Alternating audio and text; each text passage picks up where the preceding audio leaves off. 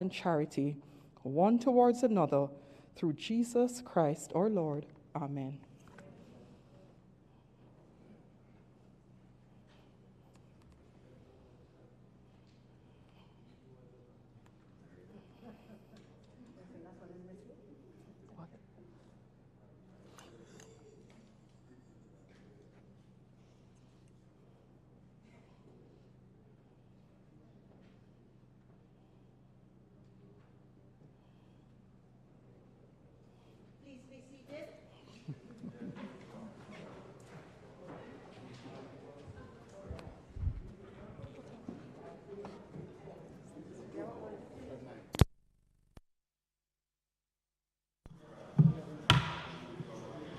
This Honourable House now resumes its sitting.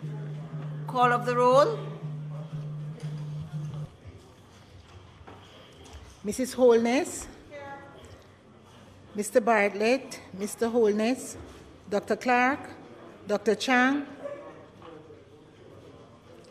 Mr. Montague, Mr. Shaw, Mr. Samuda, Ms. Grange, Mrs. Williams, Mrs. Malahou-Fort, Dr. Tufton, Mr. McKenzie, Mr. Chuck, Mr. Vaz, Mr. Warmington, Mr. Hutchinson,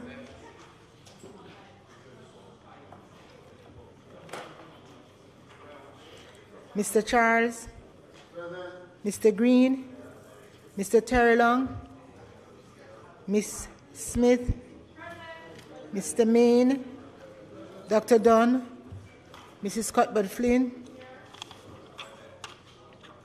Mr. Morgan, Mr. Davis, Mr. Brown, Dr. Brownberg, Dr. Charles, Mr. Chin, Mr. Clark, Mr. Cousins, Ms. Crawford, Ms. Daly, Ms. Davis, Mr. Golding, Mr. Graham, Dr. Guy, Ms. Hamilton, Ms. Hannah, Mr. Henriquez, Mr. Henry, Mr. Hilton, Mr. Jackson, Mr. Lawrence, Miss Lee, Mr. Miller, Miss Morrison, Miss Nita, Mr. Paulwell, Mr. Phillips, Dr. Phillips, Mr. Robertson, Mr. Robinson, Mr. Sibbles, Mr. Slowly, Mrs. Vaz, Dr. Wheatley, Mr. Williams, Mr. Wilson, Mr. Witter, Mr. Wright.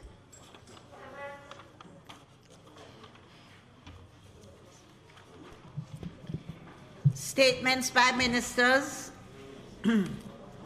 Announcements. Laid on the table of the House today is a copy of the Integrity Special Report of Investigation concerning allegations of irregularity in the use of the required material in the construction of drywall partitions and ceiling boards for the renovation and expansion of the Physiotherapy Department, University of the West Indies. Bills brought from the Senate. Petitions. Papers. Reports from committees. Notices of motions given orally. Questions and answers to questions. Motions that may be made at the commencement of public business requiring notice. Motions relating to sittings of the House. Motions for leave to introduce bills. Presentation of bills without leave of the House first obtained. Public business. Madam Speaker, today we resume the sectoral debate, and the designated speakers are Honorable Dr. Horace Chang, CD MP, Minister of National Security, and Mr. Hugh Graham, MP, Opposition Spokesperson on Commerce, Science and Technology. Thank you, Madam Speaker. Dr. Chang.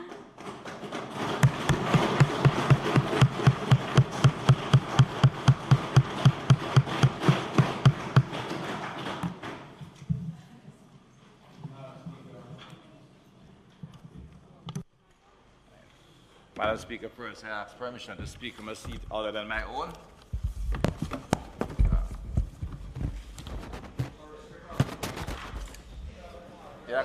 Dr. Chang, you have permission to speak from a seat other than your own. And then to take your mask off. Yes, I will not take my mask off, but I speak from this seat. The convenience every 2 mics, which makes it easier. I'm not the loudest speaker, but it's also significant. I sit between 2 wonderful ladies who are critical partners. And of course, right beside, to the right and behind the Prime Minister. No, I will comment that whole there.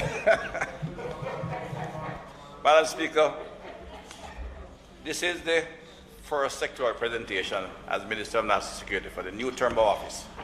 It comes in the middle of the COVID-19 public health pandemic, which when added to the chronic epidemic of violence in our society signals that the country is going through 2 major crises at this time.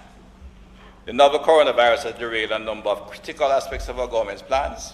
However, we remain resolute in ensuring violence reduction, increased public safety, and good order in our country. Indeed, Mr. Speaker, Madam Speaker, I'll give you a little anecdote from my constituency as I go in there during this time a little bit, not as frequent as I used to, but I had a very, what I'd call a wise discussion yesterday from one of my constituency speakers. Thursday in rural Jamaica, for the week they pay is the week they financially. And there's an old expression in Jamaica, they call it Ben Johnson Day. Yeah. So in talking to my constituency, they said, they haven't seen for a while, they said, well, one man said, boy, boss, the COVID thing puts all of us on Ben Johnson Day. I said, the whole country. My reply, of course, was, be patient. Under this leadership of Andrew Horace, Friday will come, bigger and better.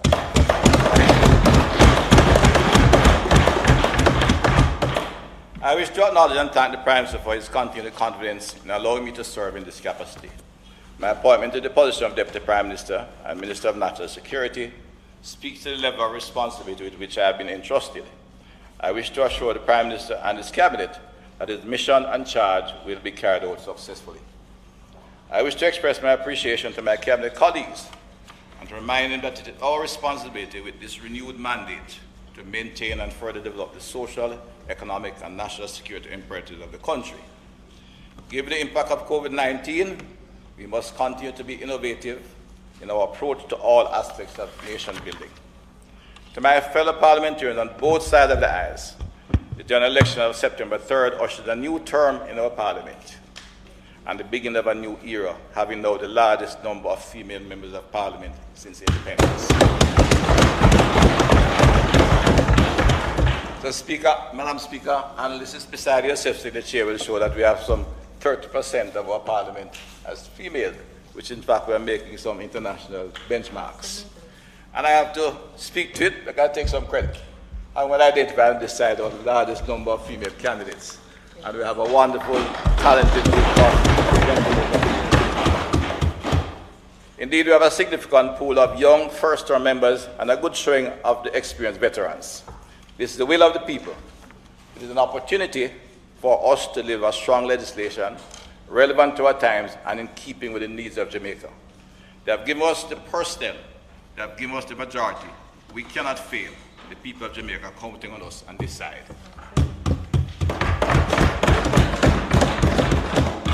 To my constituency in Northwest St. James, my deepest appreciation for entrusting me with representing you for the 5th consecutive term. The first time for any MP. I will continue to serve you with the sincerity and commitment.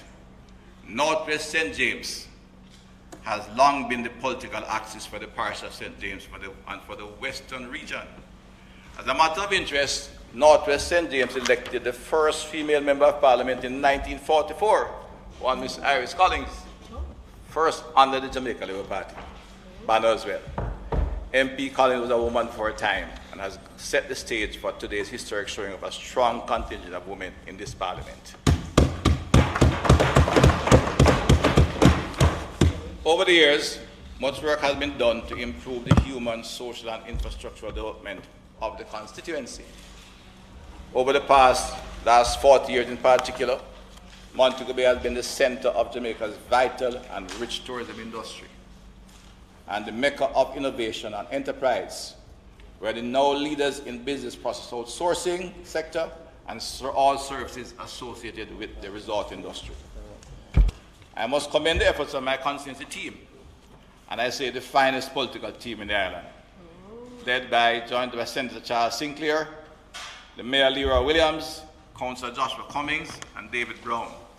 The management team and its chairman, Mr. Norman Brown, party workers, civil society groups, community groups, church leaders who have all played critical roles in the development of Northwest St. James.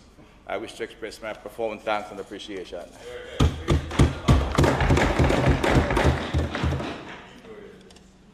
That's the party workers in the out there, everybody. And the church groups and the civil society. We work as one team. To the staff of the ministry and our agencies, led by our Permanent Secretary, Courtney Williams, and the senior management team, my team of consultants, administrators, and the close protection officers assigned to me. These professionals work assiduously to ensure that the national security policies, legislation, the programs, and critically the budget are advanced and remain on track. Permanent Secretary Williams joined the team in October last year, coming from the Ministry of Finance. He assumed direction of the ministry's administrative staff at an opportune time, given the onset of COVID-19. Thank you for all your tireless efforts in advancing the national security imperatives.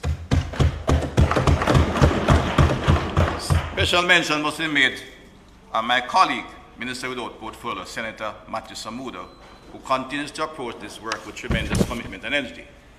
This makes the Ministry of National Security the only ministry outside of the Office of the Prime Minister and the big ministry he oversees, Ministry of Economic Growth and Job Creation, that has 2 cabinet ministers. It reflects the priority given to the work of the Ministry of National Security by this government, recognizing the magnitude of the work and the challenges faced by this ministry and its agencies.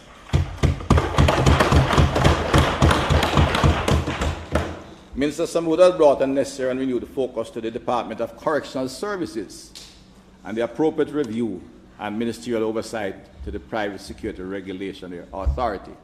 I won't comment on this here. There are other times when the comments are quite different.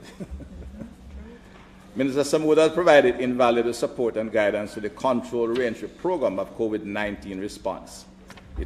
Jamaica was a step ahead of the game in this particular area. In addition, his coordination of the e-commerce national delivery system with several other ministries, local government, and in the Ministry of Industrial and Commerce has ensured that economic activities conducted during curfew hours are seamless and safe. This government and the Ministry of National Security in particular continues to demonstrate tremendous adaptability so that people of Jamaica can live and earn safely in spite of COVID-19. To my wife Paulette and my children Melissa and Martin, words cannot express the measure of my gratitude for your constant and unwavering support over the years. Every member of Parliament knows that the demands of representational responsibility can come at a very high cost to our families.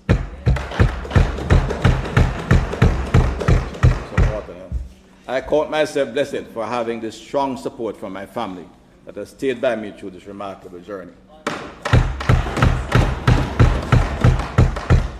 Madam Speaker, the Ministry of National Security is designed to ensure the effective management of our borders, provide public safety and good order in our society, and to safeguard the lives and livelihoods of our people. The Central Ministry staff coordinates national security policy, legislation, project implementation, and the budget. The Ministry also provides administrative support to Jamaica Defence Force, which is the Ministry of Defence under the Prime Minister, but we provide the required administrative support. I said the Prime Minister is the Commander-in-Chief. I'm the secretary. The work of the Ministerial is executed through 9 agencies, often forgotten, but very critical. These include, of course, the Jamaica Constabulary Force. It is not only our principal law enforcement agency, but critically, it is the face of security in our country. The success or failure of the Jamaica Constabulary Force is largely what provides the yardstick for measuring the success or failure of national security in Jamaica. Notwithstanding, it is the integrated and coordinated work of all 9 agencies that will guarantee sustainable violence prevention and crime reduction in our society. Other agencies, the major organized crime and anti-corruption agency, is the newest of our law enforcement institutions and treats with corruption and cybercrimes in a very targeted and strategic way. Its anti-corruption mandate has resulted in several landmark cases being brought to court. MOCA also plays a critical role in cyber defense, ensuring that our networks and systems are protected, hackers identified and intercepted, and corrected as necessary.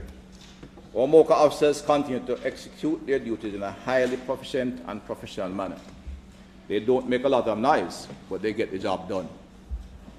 MOCA's appointed date of notice April 1, 2021.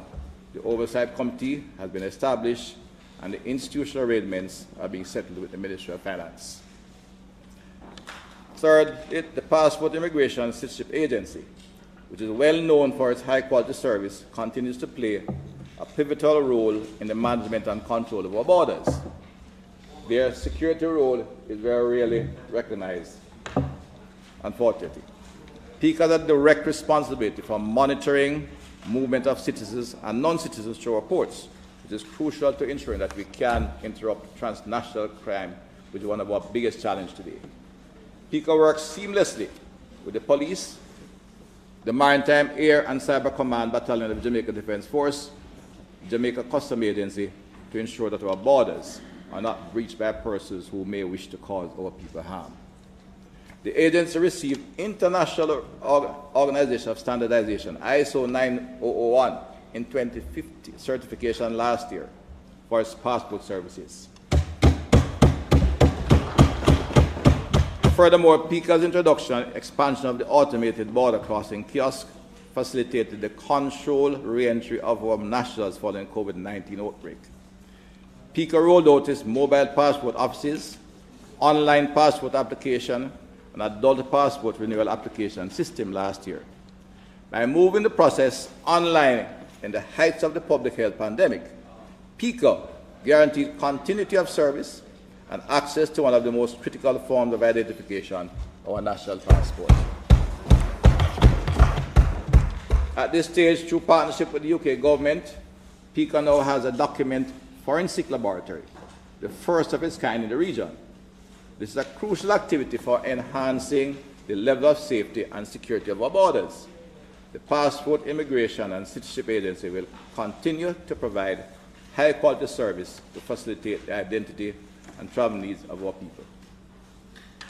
PICA is moving to the 21st century, effectively. And I may note, Madam Speaker, as I proceed to see that the ministry, several areas of the ministry is looking at getting ISO 9000 approval to demonstrate improvement in our administrative capacity and quality of our service. The Firearm Licensing Authority has the responsibility of standardizing and streamlining all the attendant processes of granting, renewal, and revocation of firearm license. An online application tracking system and the acquisition of 2 new laser engraving machines last year are some of the cutting-edge technology that will improve the management of the firearm industry. The laser machines will mark every single legal firearm that comes to the country, and that will be in addition to the manufacturer markings, and therefore we'll know at first that all legal firearms in Jamaica and can track them at any one point in time. Critical in managing the system.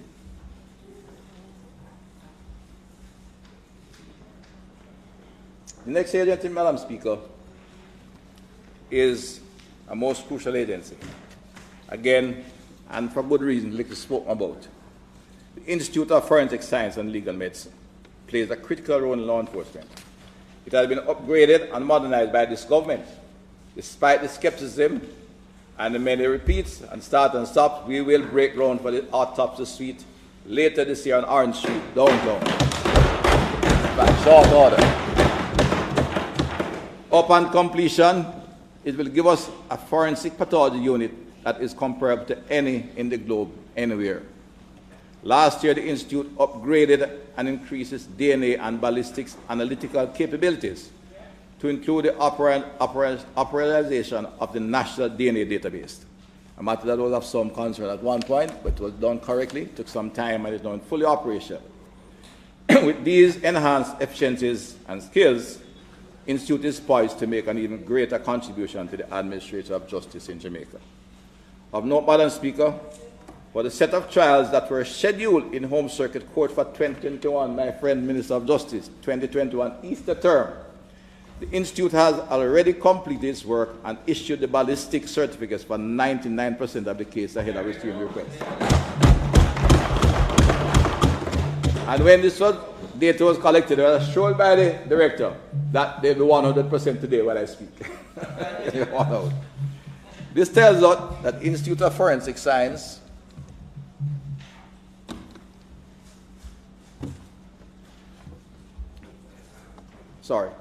This tells us that the Institute of Forensic Science and Legal Medicine is responding in real time to the needs of its stakeholders. Furthermore, their work has been crucial to the reactivation. I emphasize, Madam Speaker, the work of the Institute has been very crucial to the reactivation and solving of several cold cases because of the ease with which they can get DNA and ballistic databases and compare with what was there before. We now fight crime with irrefutable scientific evidence. Madam Speaker, the Institute of Forensic Science and Legal Medicine recently launched its website. I invite all Jamaicans to learn more about the groundbreaking work that is being done at the Institute by visiting www.ifslmja.gov.jm. Forensic science is the new frontier of law enforcement towards swift and sure justice. Madam Speaker, the sixth department, the Department of Correctional Services, manages the various centers of incarceration and correctional facilities, plays a critical role in crime prevention. While our rate of incarceration is low, the recidivism rate is high. We are working to correct this. We are working to overcome this, and further details on the work being done to strengthen the Department of Correctional Service will be addressed by the Minister without portfolio during his State of the Nation debate in the Senate. Madam Speaker, the other three agencies within the national security architecture are not always prominent, but they carry their weight of importance. These include the Private Security Regulatory Authority, has been growing in importance and regulates an industry of over 30,000 private security personnel, one of the largest service sectors in the island. The Caribbean Regional Drug Law Enforcement Training Center, Red Track, is not one of a high profile, but is certainly important in the training and development of specialized security personnel in Jamaica. And for the Caribbean, Jamaica Command Cadet Corps is important for youth engagement alongside the Jamaica National Service Corps, operated primarily through the Jamaica Defense Force, but they play a critical role in youth engagement. Madam Speaker, a common feature that the public will observe across all the agencies of national security is the incorporation at this time and utilization of technology to strengthen their processes. Across the entire national security architecture, our agencies have ramped up their modernization efforts and have adopted more innovative approaches to their service delivery. The integrated and coordinated work of these 9 agencies is the backbone of Jamaica's security and public safety. Their programs and initiatives secure our borders, our cyber and telecommunication networks, our business, communities, and our families. As I noted earlier, the overall success of national security is contingent on the collective and coordinated effort of the entire national security architecture. But, as indicated, the Jamaica Constabulary Force stands as first among equals, if you put it that way, maybe more than equals. Yeah. It is to the Jamaica Constabulary Force that the people look, and we have recognized the challenges and are taking steps to modernize the Jamaica Constabulary Force and stand towards a safer society. Madam Speaker, on the plan Secure Jamaica, the government policy has been to reduce criminal violence, improve public safety, and strengthen the institutional and operational capacity of the Jamaica Constabulary Force. Violent crimes remain the primary focus of the public, and for good reason. The loss of life or injury to any Jamaican citizen is a trauma to all Jamaicans, whether domestic, criminal, or otherwise. We will continue to provide the necessary legislative, policy and program directives and budget support to bring about sustainable reduction in criminal violence. Madam Speaker, I wish to recall the wise words of the Most Honorable Hugh, who in 1967 urged police officers to, and I quote, proceed without reservation and without restriction to tackle the problems of violence and bring wrongdoers to justice in whatever way can be done. On that occasion, the late Prime Minister underscored the point further and said, when it comes to handling crime in this country, I do not expect any policeman, when he tackles a criminal, to recite any beatitude to him. The police cannot tackle a wrongdoer and talk about blessed are the meek. The late Hugh was a man of reason and avid and outstanding negotiator skills, but he understood the challenges of violence that we face in some areas and was willing to face them square on and professionally. Madam Speaker, it's a good note to recall at this point in time.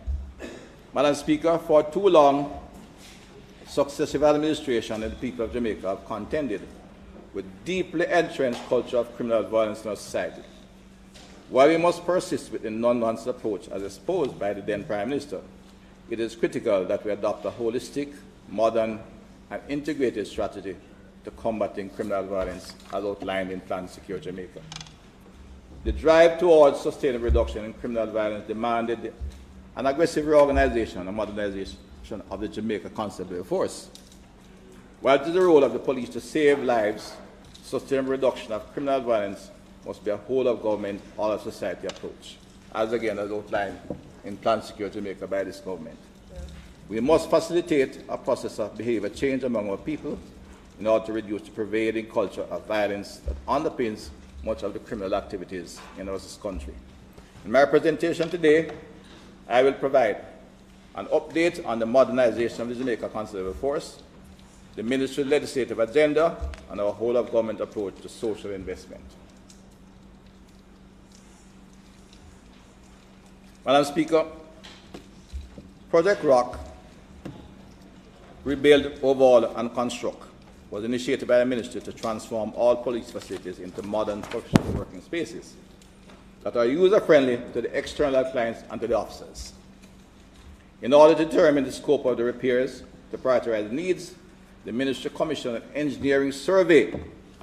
I want to repeat, we did not just go about looking at stations and start working or calling fellow MPs, whether from this side or that side. It was approached in a totally objective manner. So we commissioned an engineering survey of all 186 police facilities across the island. Based on that report, a program of work was created. Indeed, the engineer identified 1, 2, 3 categories of police stations. 1 is a station needing minor repairs to be upgraded. 2 required major rehabilitation, and 3 need to be demolished and rebuilt. Based on that report, a program of work was created of all the facilities needed work. Rehabilitation work continues, however, where emergencies arise, such as those involving sewage and leaks. To that we respond promptly, but we have a program of work that we'll stick to, that we are managing. While we may have had a little bit of a setback this year, as indicated by the emerging pandemic, the work continues, and we follow a program. Under Project Walk, we have renovated 101 police facilities, constructed 5 new police stations with the Ministry, and the others, with the support and the direction of the Prime Minister, the National Housing Trust is projected to construct and renovate 12 facilities, and the Jamaica Social Investment will construct and renovate 8, and in fact they have completed their much of their work. The Mount Salem station is there to be reopened, Bog Hawk is there for reopening, Adelphi, and a number of other stations across the island because they were done on the basis of the needs of the community at the time. The ministry will be rebuilding 3 additional facilities. We'll be building 3 additional to include the autopsy suite that I've announced. This year budget is set to begin that process, and we will rebuild the Savama divisional headquarters. Spanish Town will come a little bit later, but those will be done. A further 14 facilities are projected to be renovated under project during this financial year. But the Savama station will begin. That police station is one of the busiest in the island, but it's in a more dilapidated condition. In fact, I have to commend the officers who have worked there. They have been doing very well, but anyone who visits that station will understand the conditions were atrocious. The CIB, which is maybe one of the busiest in the island, had their offices on a veranda, the old-time big veranda, but they had to move the desk around to put down the boards that were still solid because half the boards were falling apart, and you'd have the desk falling through.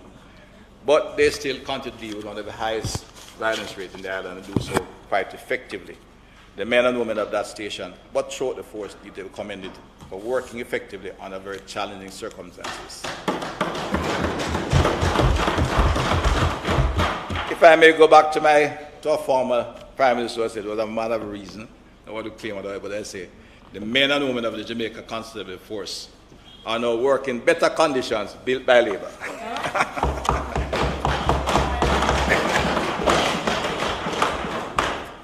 Madam Speaker, we have established domestic violence intervention centers at designated police stations.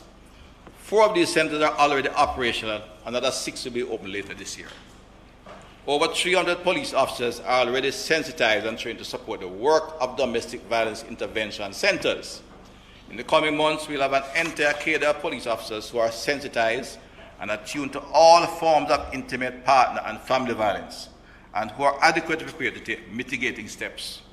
In the long run, the JCF will move to institutionalize domestic violence sensitization of all police officers, starting with the trainers, the trainer program that will be rolled into the coming weeks.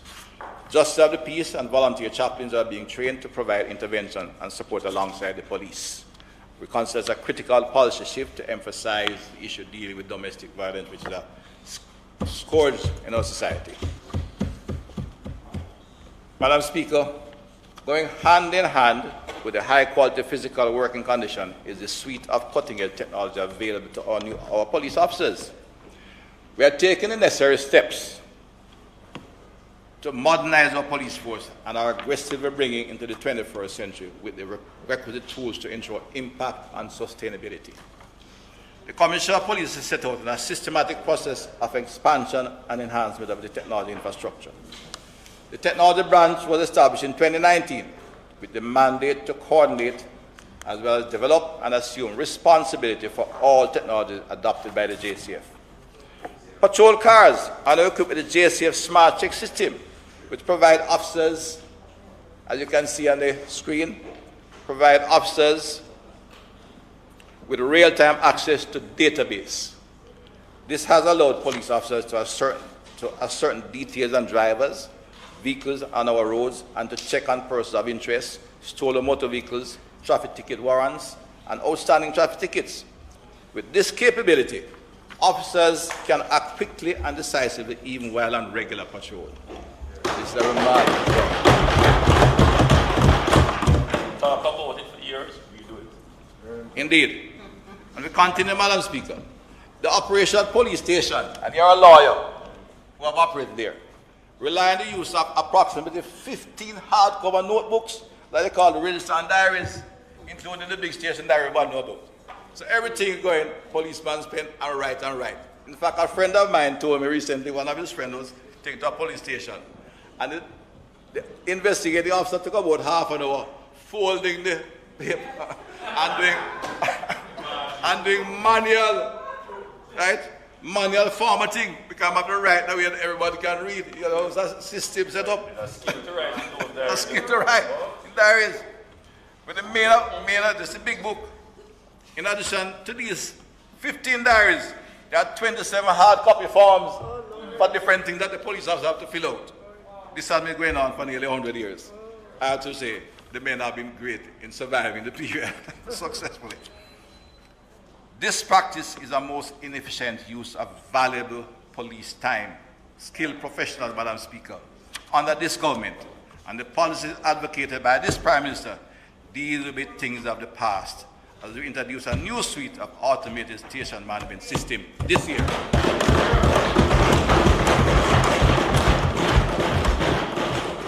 And I speak confidently, Madam Speaker, and we know that things take time when we get procurement, but the contract for this is already awarded, work has started, and the security strengthening program, we know during the course of this year we'll get this going, right? These include three categories essentially, but in, on different platforms, but accessible through the system. A station record management system, which will include a big book, a case management system especially dedicated to dealing with the prosecutor side, and an asset management system that will deal with all aspects of police work, assets, police station repair, requests for material, and everything. I gather there's a diary, Madam Speaker, you can tell me that. And remember, there's a diary for the lockups, for all those who are held in lockup, and a diary for the diary that they receive. How long that is. It is an absolutely inefficient system. Working with this kind of system, how can we expect the officers to be continuous, successful, and effective? We are really putting undue pressure on our highest young professionals in the police force. We are changing that. And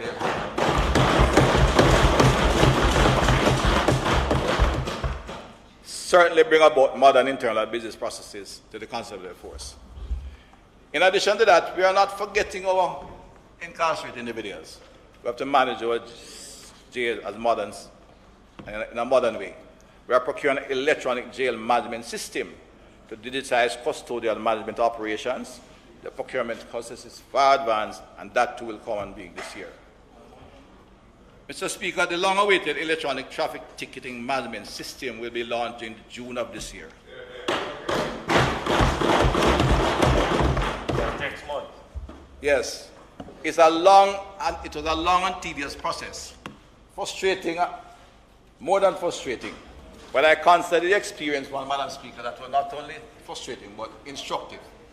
Because I learned firsthand how to work between multiple government agencies. This Prime Minister has spoken over and over a program operating in silos. Now we have had to use that as a simple example, but critical to public order, to cross 5 agencies.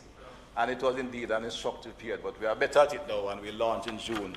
And at the base of that, it will become the foundation for a generic ticketing system that will make a big difference to public order and necessary for the world.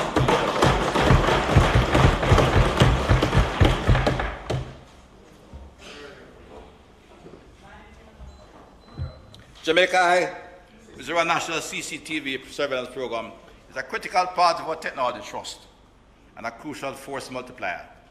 Development and expansion of this program is ongoing, with significant number of cameras being deployed in downtown Kingston across the island. Currently, we have 840 cameras up. We have another 500 in stock to be deployed, and the backup, so the back room can host up to 2,000 individual instruments. But we have the system in place, and that can be expanded serially very easily. Madam Speaker, the use of the CCTV surveillance in conjunction with improved police communication. I want to emphasize this, Madam Speaker, because no one component of our work is a panacea and a solution. It's the combination of efforts with trained police officers, human resource, that makes this thing work. So the combination with the communication, the mobility has contributed to increased agility, efficiency, and effectiveness of police operations. And I'm confident that the public has come to appreciate this tremendous value in our crime control and crime prevention efforts. Even a few dramatic results. The recent event at Trafalgar and Hookwood was maybe quite dramatic, but it hit viral and everybody saw it, but there are many others. In fact, for me, one of the most dramatic and maybe most rewarding, well, similar to what happened at Trafalgar Road. There was one team that went off into the hills of Clarendon, murdered someone way up in the hills. And by the time we got back the report on radio, we were able to communicate that to all our assets out in the area. The car was noticed coming back to return to Kingston, and an off-duty police officer, picking up on radio, intercepted them at the toll road, and were to arrest and apprehend 2 murderers. The ability of the police to communicate and be mobile is most critical in ensuring we can mitigate the damage crime is doing, and we'll get on top of it all. Right? The ability of the police to communicate efficiently by both voice and data over several communication media is critical to its effective policing. The JCF microwave network has been upgraded and expanded, more than tripling its capacity and adding about 90 new links. The microwave system is built to be resilient and ensure connectivity to internet between all police stations. I want to assure the country the infrastructure of the Jamaica Constable Force is built to public safety standards, that is, with resilience, with greater rigor than even the commercial standards. The police telecommunication infrastructure is more resilient and better able to withstand even hurricane force winds or other natural disaster. It will be the best in the country in terms of its strength and efficiency. This government has put in place an effective communication system for the police. I recall in my first presentation, I made a point that on Barney Street in Montego Bay, the police car that was 1 block from the supermarket being robbed couldn't hear the review, the call, and the car that was a mile away in traffic was trying to get there in time while an armed robbery was being committed. That will not happen again under this government. Madam Speaker, the 119 Police Emergency Communication System has been upgraded to a new platform in order to handle calls from the public more reliably and efficiently. And comments, Madam Speaker, the mobility, reliable mobility, quality communication, along with what we established, trained police officers, is absolutely necessary for effective policing. And I may point out between 2016 and 17 and 2019 and 2020, 1,092 motor vehicles were purchased for the Jamaica Constable Force. 1,092. This figure included cars, pickups, SUVs, buses, trucks, and bikes, compared to 2014-15 when 3 vehicles were purchased. 3. And we are doing it on an ongoing basis. We no longer wait until the vehicles mash up. We pick up another batch, And there are new purpose-built adopt police vehicles. Everybody in Jamaica see them now. We see them on the street, operational and respectful.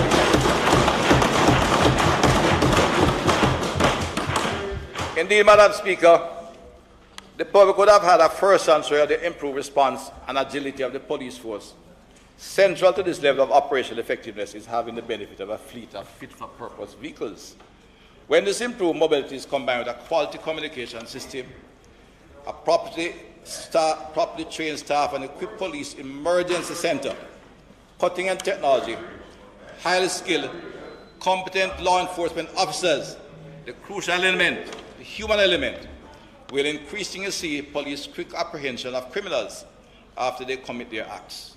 Importantly, Madam Speaker, the fact that one of these recent incidents took place within the corporate area at peak hours without injury to bystanders further highlights the highly skilled professionals that we have operating within the police force. There are an outline of the vehicles we have distributed across the island, but I pause again for a few seconds. My time is going, but the incident referred to demonstrated not only the agility, it was the emergency center was able to call on patrol vehicles specifically. New Kingston 1, go to a point. In heavy traffic, it was the nearest asset we had. But to ensure that the criminals did not escape, the introduction of the QR team, the quick response part of the mobile team, was right behind them.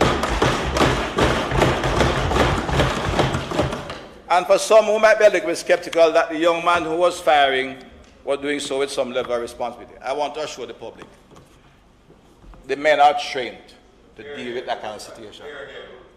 Anyone of us who have been have an opportunity to visit a short combat range will see how effectively they are trained.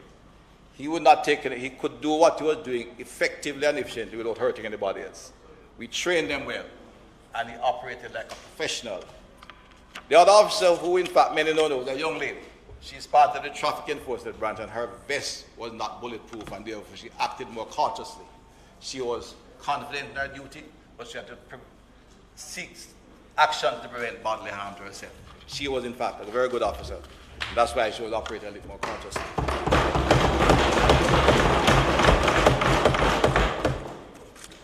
The officers are well trained, and every effort is made to ensure they know how to operate in these difficult circumstances. Madam Speaker, we have expanded the capacity of the police force to train up to 1,500 new recruits per year. This is important because we have to not only put in the force multipliers, we need to expand our force back to what is required of us, which is about 14,000 establishment. But we're not going to rush it. It's not just men on the group, boots on the ground. We're going to train them well and train them effectively that you can have confidence in the operation. We have acquired Tranquility Bay in St. Elizabeth. We have refurbished Harmon Barracks and carried out significant work at the National Police College. Recruit training was affected by COVID-19 during this year, and therefore we're down to about 50%. And you'll see something on the screen again where the part of the training. We intend to get to the 1,000 this year, and by next year, the 1,500 mark, as we seek to bring the numbers up. But we need the force multipliers and an adequate number of manpower. It's important, however, Madam Speaker, that our training facilities are in good physical condition. It conveys a positive message to the young, bright, and ambitious Jamaicans seeking to serve the police, Jamaica through the police force. In addition to fixing their facilities, we ensure that all instructors are trained in the modern way of policing before they are placed in the training facilities. This is one of the priorities of this Commissioner, and it is critical in our development. Madam Speaker, as the Commissioner of Police and his team continue this team of leadership, all Jamaica senior officers, the deliberate and strategic transformation of the JCF, the reorganization process extended to a number of formations. Intelligence Bureau has been strengthened and is working efficiently and well. The Counterterrorism and Organized Investigation Branch has been so strengthened and refocused on dealing with high-value criminal targets and gangs across the island. The Public Safety and Traffic Enforcement Branch has been expanded with the addition of the Metro Quick Response Team that I alluded to earlier. When that team was introduced in Montego Bay recently, the homicide rate downtown Montego Bay has dropped dramatically by more than 50%. They were just introduced in March of this year in Carpet. And it is notable, Madam Speaker, not celebrating victory or anything yet, but the homicide rate in the Carpet area since the introduction of the care team is significantly down. In fact, without shouting aloud, I say, for the first time in a long time, we are behind last year's figures in this month. And they're not doing me a favor, they're just hard work, good work by the police officers. We are moving in the right direction, Madam Speaker.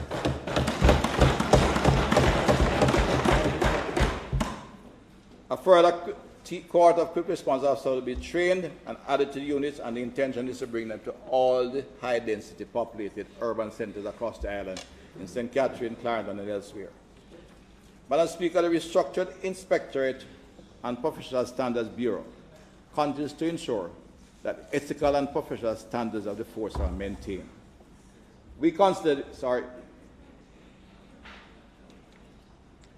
I consider this, Madam Speaker, one of the most critical adjustments in the police force. You cannot establish ethical and professional standards by an agency outside of the force. Our men, we have the talent, the capacity, and the quality to lay out the standards required for effective policing. This bureau, Madam Speaker, you'll recall, there was a time they had a place called No Man's Land on Duke Street, where they sent officers who they felt were out of touch, not only necessarily professionally, but who was upset, who the Commissioner was upset with or otherwise. It's a kind of hiding post of officers who they felt had a problem. It is the Inspectorate and Professional Branch made up of capable police officers who will ensure that we don't need outsiders to tell the force what to do. They internally set professional standards crucial to successful policing. And a note for Madam Speaker, the police force is pursuing ISO 9001 quality management certification. We have already identified Matilda's Corner, During the Park, and the Police Emergency Center as those entities that will first be sought to be given the certification. Madam Speaker, over the last 50 years, the criminals have moved ahead. They have moved into a number of sophisticated activities, earning huge amounts from these enterprises. These include advanced credit fraud, traditional drug trafficking, gun running, extortion, and trafficking in persons, a most heinous crime. They have even started to use cryptocurrency to finance criminal activities before we establish a digital currency. But, Madam Speaker, we are training and preparing the Jamaica Constable Force to be equipped to deal with all aspects of the criminal underworld and to do so successfully. The investigative process of the police increasingly rely on DNA evidence, ballistics, and forensic analysis, and the incorporation of other technologies. This has strengthened the operational efficiency of the police, resulting in more convictions, more guilty pleas, and more confessions. When confronted with irrefutable scientific evidence, perpetrators have no choice but to throw in the towel at the earliest opportunity. Increasing reliance on forensic science is impacting on a most insidious culture, the inform of the dead culture. There is less need for first-person affidavit to secure convictions. Madam Speaker, I now ask that the standing orders be suspended to enable the Minister to continue his speech to its conclusion, notwithstanding the time limit on speeches. Question before the House is that the Minister be given sufficient time to complete his presentation. Those in favour? Those against? The ayes have it. Thank you, Madam Speaker. May I thank my colleagues. Madam Speaker, the Jamaican people are now becoming accustomed to our new look police force. Having provided the police the requisite multiplier over the last 4 years, we are now seeing significant improvement in policing capacity, response, as well as the crime trends.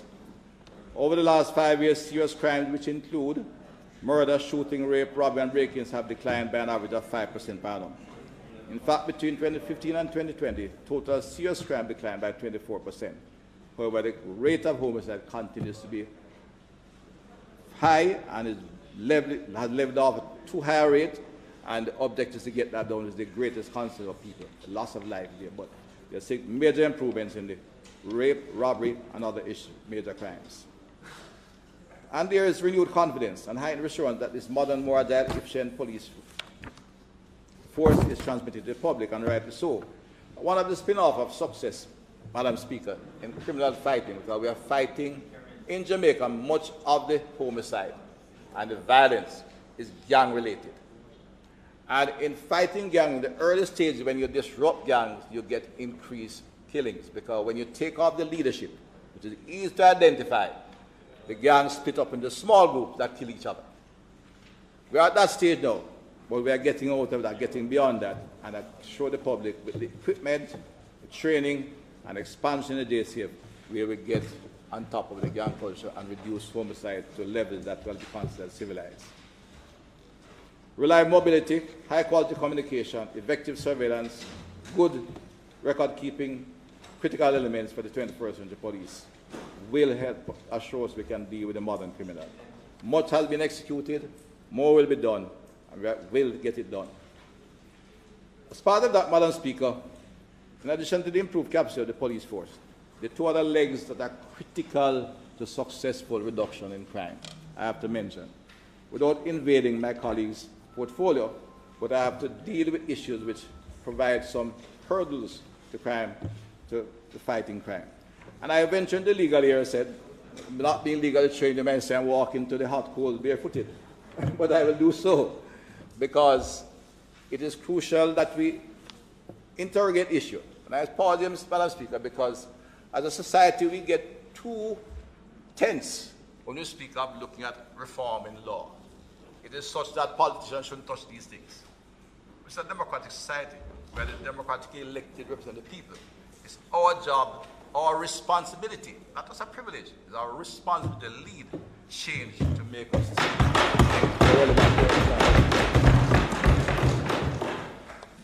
In addition to improved capture police force, Madam Speaker, we have an aggressive legislative agenda, and in the pursuit of the agenda, they have learned much about the lawmaking process.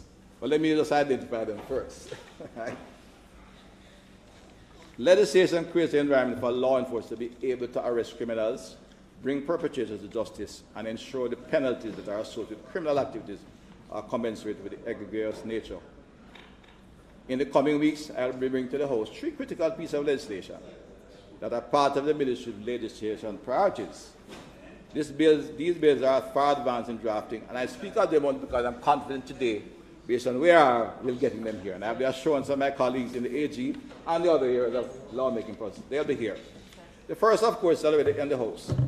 The amendment to the Anti-Gang Bill, the Criminal Justice Suppression of Criminal Organizations Amendment Bill 2021, also known as the Anti-Gang Bill, was tabled on April 27, will be debated tomorrow.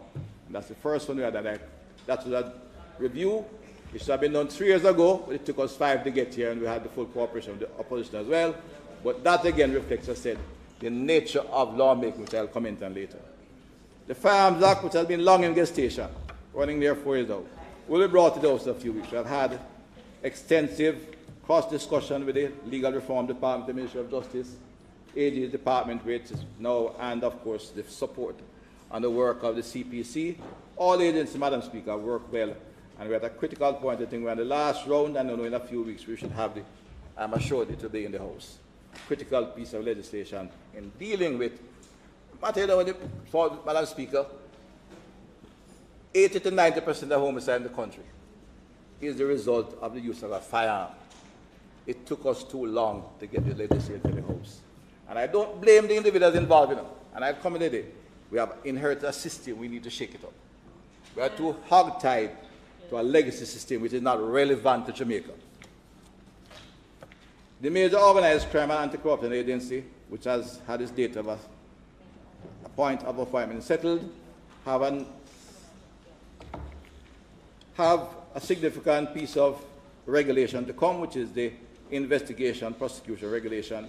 That too is in its final stage and will be in the House very shortly, so that they'll be fully operational in due course. The final one that I'll be bringing should be quick, but very important. This one I say quick because it's the shortest one we're doing, which is to amend the Trafficking in Persons Act to replace optional fines with custodial sentences, except for corporate bodies that may be charged from time to time. I wish to place on record that the trafficking person is high on the agenda of the government and the Ministry of National Security. This government recognizes our obligation to put the requisite measures in place to eliminate or minimize incidents of human trafficking within our country. We are fully aware of the severe and adverse impact of human trafficking within and beyond our borders. We do not take lightly our responsibility to assist and protect and rescue victims. Given the level of importance that we have attributed to the issue of human trafficking, the chairmanship of the National Task Force Against Trafficking in Persons has been returned to the Ministry of National Security. The task force is now chaired by a permanent secretary, and additionally, the policy for trafficking in persons is now being near completion to be taken to Cabinet. This is a first for Jamaica. The trafficking in persons will be completed by the second quarter of this financial year. It's a most obnoxious crime, Madam Speaker. And even though we have to prevent it from growing, and in whatever way it happens, we must deal with trafficking in persons in this country. The Correction Act is being amended to address the movement of contraband into facilities. And that amendment should be here pretty soon as well. It's a small amendment, more will be done to replace the entire Correction Act, but not as quickly. That takes more time, but we need to deal with the contraband as quickly as we can, as it's a major problem as those who work in the system are aware. Amendments to the Immigration Restriction, Consular Citizens and Aliens Act have been completed, and this bill also is in its final stages of consultation with a number of units and should be here in a couple of weeks. So too is a new visa policy, which will bring some new features recommended by both our Economic Growth Council and by the city to bring visa policy into the new era. The Ministry of National Security is developing policies that are relevant to the times and the technology supported while providing security to our people. There are other pieces of legislation to come, and I say them somewhat cautiously. In fact, we inherited a long list, not just from my predecessor, but coming down here, that I identified as crucial to security, which is why I made my initial comment.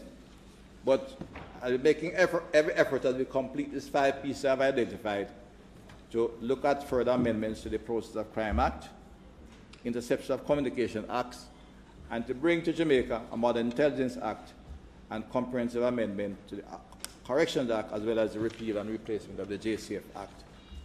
The process of developing complex legislation, Madam Speaker, can be very challenging. The process is complex, it's iterative, and results in levels of institutional demand that strangulates the government legal system. Given the increased demand on the service of the institutional drivers of this process, it is time for us to make provisions for the strengthening, reinforcing, and repositioning of these offices. And here I speak of the Office of the Chief Parliamentary Counsel, the Legal Reform Department, and the Attorney General Departments. The heads of these agencies are highly proficient, experienced, and well-intentioned professionals, undoubtedly some of the best legal minds in the region. Their best efforts are, however, constrained by having a less than ideal staff complement with a demanding legislative agenda. If we are to have legislation done professionally and efficiently, we have to revisit their post, their statute we ascribe to them. And I emphasize statutism, Madam Speaker, because public servants, and including ourselves in this Parliament, I know we are not doing something just for money, and you wouldn't be here, right? And to give them respect and say it's important. There's no reason, we have abolished the barrister law, attorney at law, unified, but we still have ways of identifying people with respect. So senior counsel have success in the private bar called QCs. But most of our senior public servants, they have to wait till they retire, and they take their skill out where they charge in 1 month more than they'd get for the whole salary for the year, and then they get honored to be called a QC. It's unfair, Madam Speaker. We inherit a system from the British, but we seek to diminish a lot of our own people. It's a cause and concern. We do not want to elevate and recognize our institutions and the people who head them. We too much seek to diminish them when we have taken over. We have to change that. I'm not seeking to encourage my colleague, but I said that I think we should raise this issue as it impacts on me and in the law enforcement agency, and indeed a generic basis for law enforcement is quick and sure justice. But the current law-making process, not the person, Madam Speaker, I will want to say it because, I'm repeating what I say, Madam Speaker, although time is going, because in medicine we have a thing called, a specialist called ENT surgeon. Remember? Look after the ear, nose, and throat. I find in public we have another character.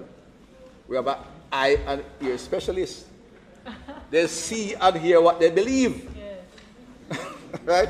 So I want to say clearly, I've been told what I have to say. The current lawmaking process is an impairment to law enforcement and must be changed. We have to look at the system holistically and interrogate issues comprehensively to make necessary changes. And here at the short, this section we move on, but to say that I think the jurisprudence too has to look at themselves. I know without any doubt we have 3 branches of government, and the judiciary is independent of the executive and the legislature. But they have some of our best minds. And as a country, small and limited in talent, we have to draw on all minds. And I think the jurisprudence must also take some leadership in looking at our laws. Especially to look at it contextually. Because some of the more famous jurists have always said that law must be taken in context.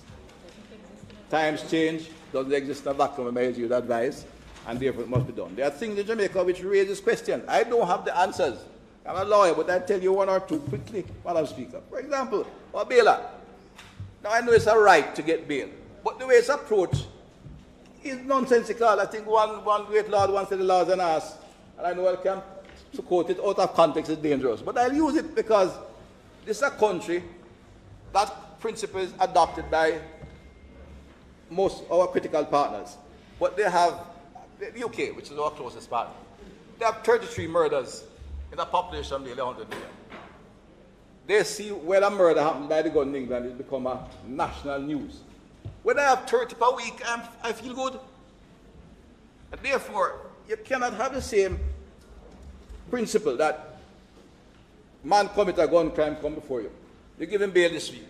Him go out and come back next week, give another bail. Till him kill 5-6 people. There must be a way, even within our constitution, our written constitution, the Charter of Rights, to deal with that problem.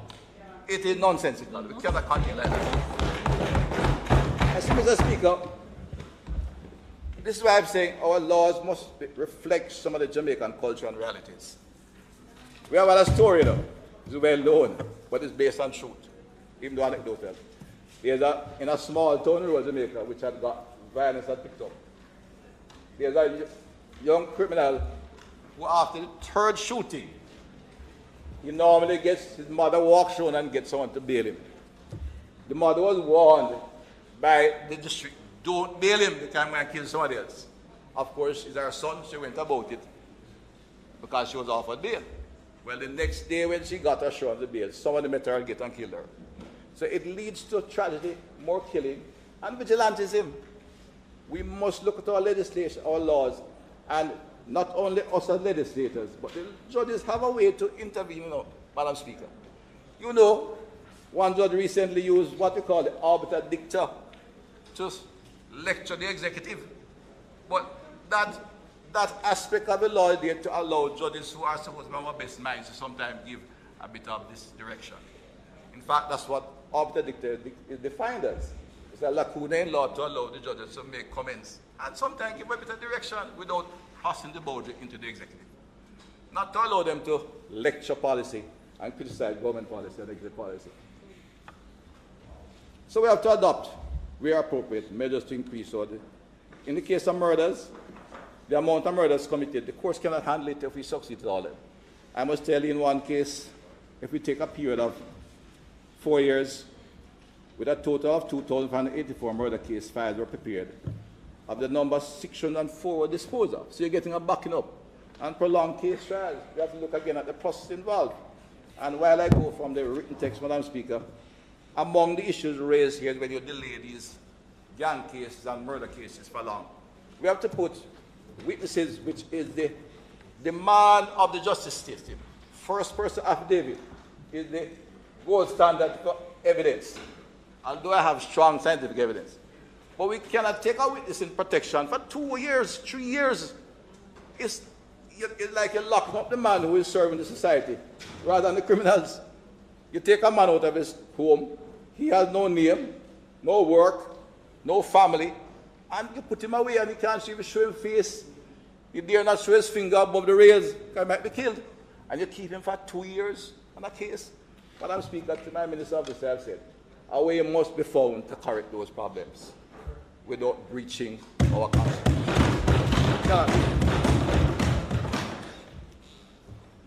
Madam Speaker, I'll go more there. We have another bill tomorrow too in which you can comment on it.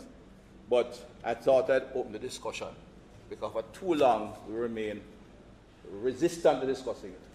And I mentioned that again in the section, there are 3 partners. We work very well with, because we think they have similar jurisprudence, similar parliamentary system, but we have fundamental differences. The ABC countries, America, UK, and Canada. But you know what I was teaching you, Madam Speaker, you know you're a lawyer, and I can go, I don't need to do details, but only the United States have a written constitution.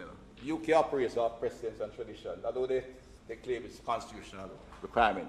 And Canada operates off what was the North American Act, and it was repatriated as a Constitution Act.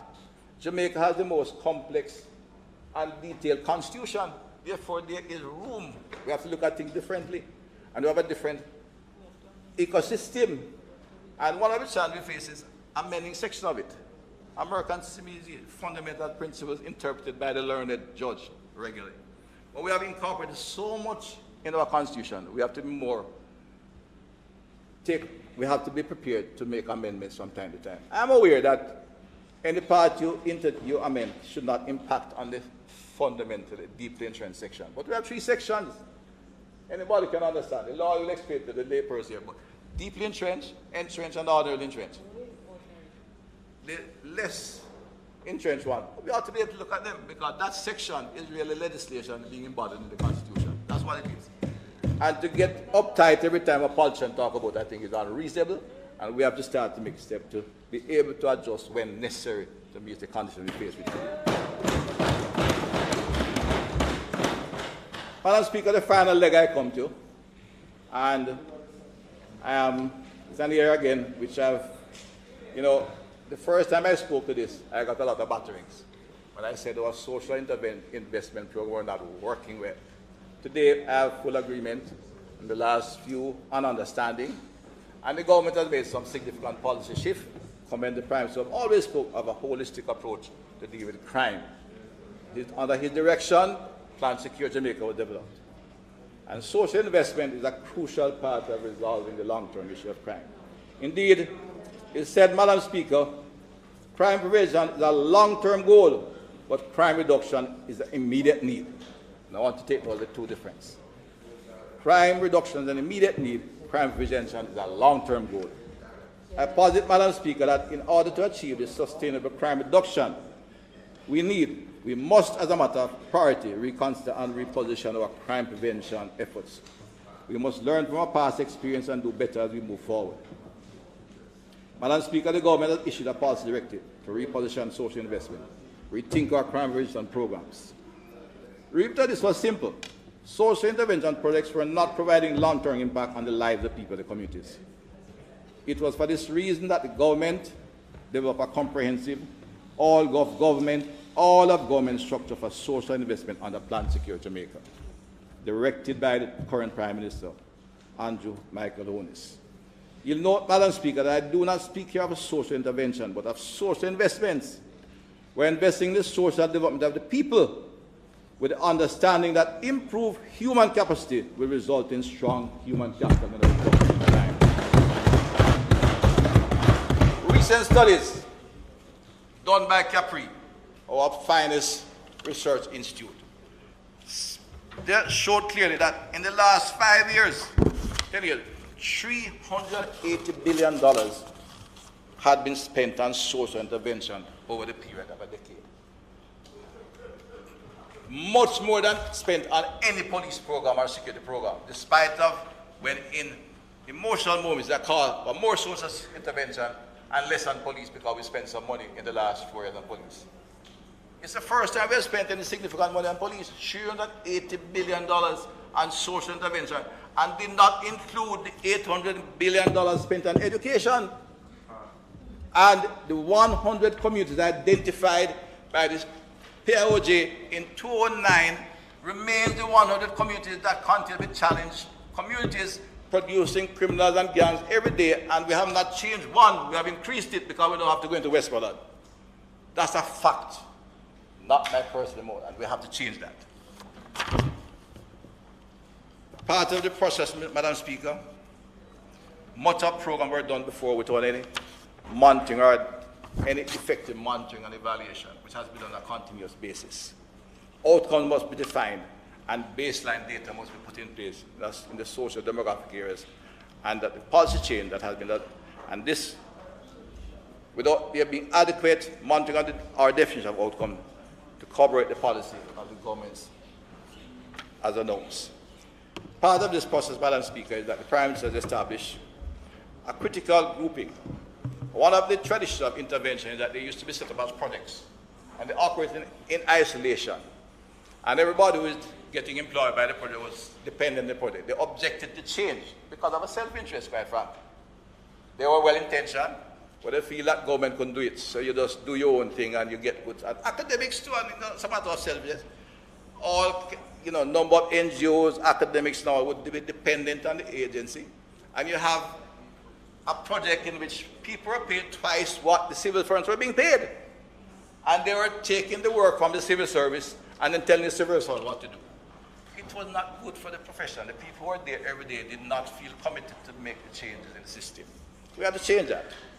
But under the direction of the Prime Minister, we have set up a business advisory group. Formally chaired by the Prime Minister, functionally I carry out his work in his absence. It comprised all permanent secretaries, heads of all relevant agencies of government. And this high-level group is responsible for the interministerial coordination and collaboration around social investment for community transformation.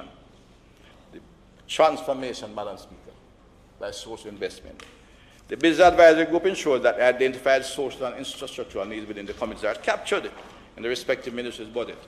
and efficiently addressed through their agencies, given that the members, the permanent secretaries, are accountable to the Prime Minister and to the people of Jamaica. The establishment of the Business Advisory Group guarantees continuity and transparency of social investment activities. It is critical that we spend the money we are spending in social services in the core ministries is spent efficiently and well. You cannot have a school that has a fully paid staff, is well physically in good shape, in a depressed community, and every year for the decades after decades you hear literacy and numeracy is still at zero level. A school having 20% turnout, the full staff. Something is wrong, Madam Speaker. You have to change that. Don't tell me you need more. When you have full staff trained, the fixed school is running, it's physically fit, yet we're still turning out illiterates. Doesn't make sense, right? The provision of core social services, education, public health, and access to the social safety net must be reorganized and improved to reach all those who are in genuine need. That will be done and must be done to ensure the poor people of these challenged communities will be given hope and a better services to them. The advisory group ensures the quality of public service and essential public good are provided in a sustainable manner to the communities that have been identified as vulnerable. Madam Speaker, we are institutionalizing social investment. We are conducting the necessary baseline assessments. Data is critical. Gathering the requisite empirical data that will inform the social investment program. We're ensuring our desired outcomes are clearly defined and measurable. If illiteracy is not 20% in grade 4, then you can measure it. You don't have to wait 10 years. Every year for the next year, every term. So as I had in one school, I had to work in my constituency. Within 3 years, we're at 100% literacy. Every single program in which money is being invested will be so monitored. And if it's not working, it must be stopped irrespective of who is getting the benefit. Core social services for the people, not a source of employment, or study, or consultancy, is to serve the people in these areas. And that is what this government is going to do to ensure that humble people in these communities get the service benefit. Now, Madam Speaker, as I look across, I recall, I won't say exactly, but one body went to a constituency, find some poor people, lactating mothers, and disabled, and they had checks for them, and it takes nearly 6 months to check almost get still dated when I found out to get the checks to them. That kind of inefficiency cannot be tolerated. Part of it, they don't want to work with each other. They don't like to work with the political directorate. And I say this without apology, that in these challenged communities, one of the last hope and the last contact with government is still elected MP. Exactly. Right? I made up as a friend. I go into West Kingston. We have to do it objective, but I speak to the MP. I go into South St. Andrew, and the member is here, Southwest St. Andrew. I go in there, I speak to the member involved, and I will do so in every constituency in the urban area. That we have to speak to them, because the reason we still have a stable, relatively stable society, despite the violence and all of that, and we don't have an arc, is that the people still believe in the democratic system, and they elect their members that are. International agencies don't respect that. Madam Speaker, empirical data is crucial. We're ensuring that our desired outcomes are clearly defined and measured. It's simply captured with a monitoring, evaluation, and learning framework. The City Security Secretariat staff will be doing monitoring. Coordination will come from the Citizens Business Group. Through this approach, Madam Speaker, social investment for meaningful community transformation is for the first time being treated as an all-of-government issue. All government agencies are relevant to the area, must be included, and will participate and be held accountable by the highest level in this government. Social investment is indeed all of government. This is why we are confident, Madam Speaker, that the approach as initiated and articulated by the Prime Minister will be impactful and successful. Some work is being done in the Ministry of National Security to ensure we put the policy on paper. We'll take it, of course, to the Cabinet for approval from a crime prevention point of view. The evidence-based approach based on empirical data with a strong monitoring, evaluation, and learning framework will bring meaningful transformation to these communities. Social development activities must be relevant in order for social investment to impact on crime, Madam Speaker. Research confirmed that on average 50.2% of all murders in Jamaica are of young men. 50% of all the murders between the ages of 15 to 34. These are young men in their prime productive years who are being gunned down, slaughtered by each other. They are lost to a society. We have to correct that if we intend to grow and be a just society. The baseline study of 17 vulnerable and volatile communities that was compiled by the Planning Institute of Jamaica will play a critical role in all of this. Further confirm, as much as 50% of them have finished secondary education, but only 5% are employed or employable. Again, a reflection of our failure to serve these communities effectively. Though forced with this unfortunate reality, Madam Speaker, the Social Development Commission also reports significant infrastructure assets in all of these communities. Yes. Not more money there, you won't know. The assets provide a foundation which we can build. Take a place like Jonestown and Almontown. There are 9 schools and 8 churches in Jonestown. And Almontown, they have 16 schools and 11 churches in Almontown. That's enough space and physical assets that if we work with the people, we can transform those communities in short order. Right? It is important we have the right social initiatives and activities. They must be relevant and target the population. To make sense, you must understand, research have identified that among inner city communities, up to 70% of our boys drop out at grade 9. When I did my survey and it came to me, people couldn't believe it. I had to take a look again. They're dropping out of the audience school at grade 9, and that's where the recruitable gangs come from. The social anthropologists speak of them as recruitability of young men into gangs. These are the boys to whom they are referring. We must intercept the lives of these boys from an early age. We must provide support for the strongly single mother and develop relevant curriculum for the boys from infancy to high school. They need our support, and we must give it. And we find a way to ensure we are spending enough money. We have PATH, public health, education, STC, Ministry of Labour and Social Security. The object of the policy shift is to ensure that all agencies provide a service to the people who are in need of it. Madam Speaker, the Ministry of National Security will be working closely with the relevant ministries. We'll be the arrowhead into these challenges communities because we know there are challenges. That there's a safe environment in which to develop and operate the new ecosystem for social change. Include all the ministries I've labeled before. And also the agencies currently guided by the Prime Minister and the Heart Trust NTA, and agencies like Jamaica National Service Corps and the Hope all merge into the Hope, Heart Trust, Hope and other agencies directed from the Prime Minister, which is have been directed to work closely to ensure, especially in the zones of special operation and the depressed communities, that we begin to effect transformation with the funding we have. We proceed aggressively. I know partners will join and support what we're doing.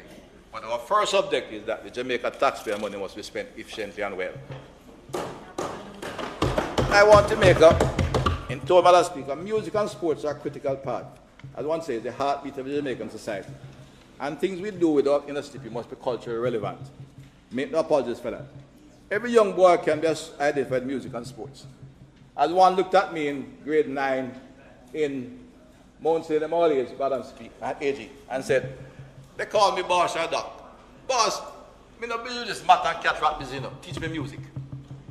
They're like an appeal. They want to learn, but we're not teaching them. That's the reality.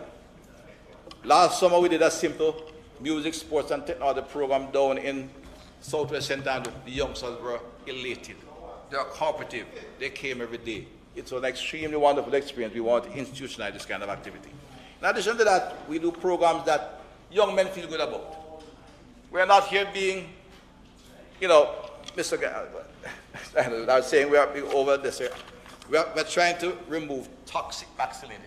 And we therefore have to give the young men a sense of that they, in fact, restore their self-dignity. We are a post-colonial society where slavery was a part of a legacy that damaged the mentality of our people. And so when we introduce some program like articulated truck driving, which is really a part of heavy-duty equipment, these men feel better about doing that. We have to expand the program. It's being managed in conjunction with the JDF training area. It's an extended program. We are going to take young men out of all the challenges. Just started. But, you know, Madam Speaker, it's another learning experience. It took me 2 years to convince this professional social workers to buy the simulator and ensure that we had something that we could teach young men appropriately. And I said that from a tourist here, when they do housekeeping, is to go in the hotel and become a gigolo or recruit clients. That's all they are. They're not interested in it. So let us be real. Music intervention. How can Jamaica, a country like Jamaica, not have music and sports as a formality in their curriculum, Madam Speaker? It's not there. It was there, you know. We remove it. We diminish our own selves. We will work closely with the agencies to expand opportunity and develop these programs. And I want to commend the Minister of Education, who was we work very closely with our crime prevention unit, and we expect to see things move much more aggressive in the new academic year. Madam Speaker, I want to speak once for a minute on what is called by the social anthropologists ontological security. It is defined as a sense of a future that a person possesses. Young men in particular in our inner city feel socially isolated. They have no security. They live for the day. They live for the short time. The power comes from the barrel of a gun, so I can be powerful today because they may be no tomorrow. Social anthropologists posit that ontological security is crucial to sustain reduction in criminal violence. The key indicators of ontological security are food security, a sense of safety, support, and education. And they agree on one thing, all agree that unequivocally is that education is the single most powerful tool for ontological security. If we start from infancy through school, ensure they can attend school regularly, have lunch, uniform, and are trained well, we will reverse the process of gang recruitment and really establish the public safety mechanism. That is crime prevention. As said by another, if a country does not make its young men feel safe, there's a secure future, they will destroy themselves and the country. That's the risk we face. The violence against women, against themselves, against society is a result of their failure to have a sense of a future. We are changing that. This government is changing that and give our young men a future to live for. We will introduce relevant social educational program, appropriate curriculum in the schools, and providing opportunities for self-improvement. The objective, Madam Speaker, is to restore a sense of hope, self-worth to our young males, so they can redeem their stake in society, reclaim their stake in society, and no longer seek empowerment in the trigger of a gun, but show the strength of their minds. At this juncture, Madam Speaker, I wish to acknowledge and thank my colleague, the Minister of Education in particular, have shown considerable interest to work with us in correcting what has been a long-standing chronic problem in the development of our young people in challenging areas. I appreciate the collaboration and the partnership, but as we indicated earlier, it's an all-of-government survey. And before I close with that, Madam Speaker, I want to give a little story. From where I sit, I get everything. I said I have to have a 360-degree view. And there's one story that hit the news recently, and I think it needs repeating, because the way it was interpreted, maybe that's how I see it. But it tells me why we must change, and we'll have to change.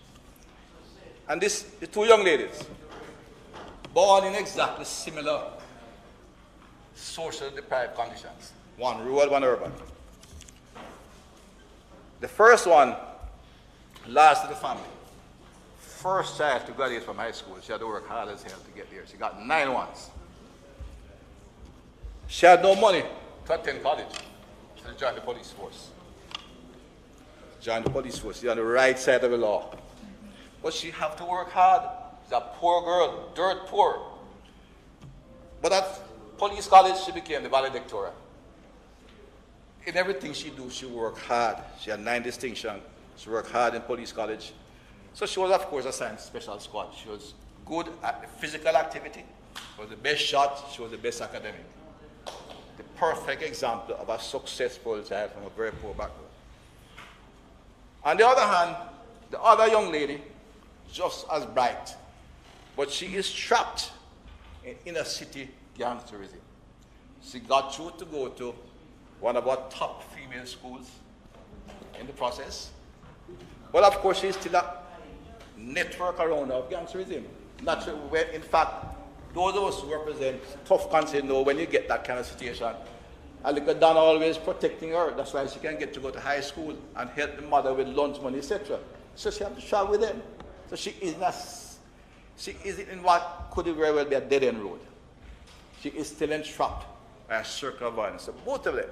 But both of them are coming from this humble background, which if we don't correct it, they'll both end up at dead end. Why? This young lady who joined the police force, she's on duty with a special team because she has started her law degree, working her way up.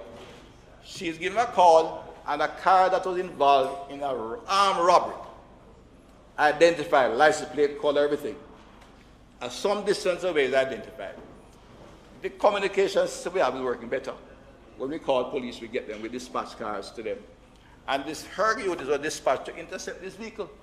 By the time she got there, she wouldn't have known that the people had stopped, got what they robbed was some telephones, and maybe carrying to a birthday party as well. That's what it took up. Take up young ladies, children, in the car and drive to the party. Of course, when they intercepted the vehicle, one of the young men came out firing. I suspect he felt nobody would return fire, but he couldn't swat in the car.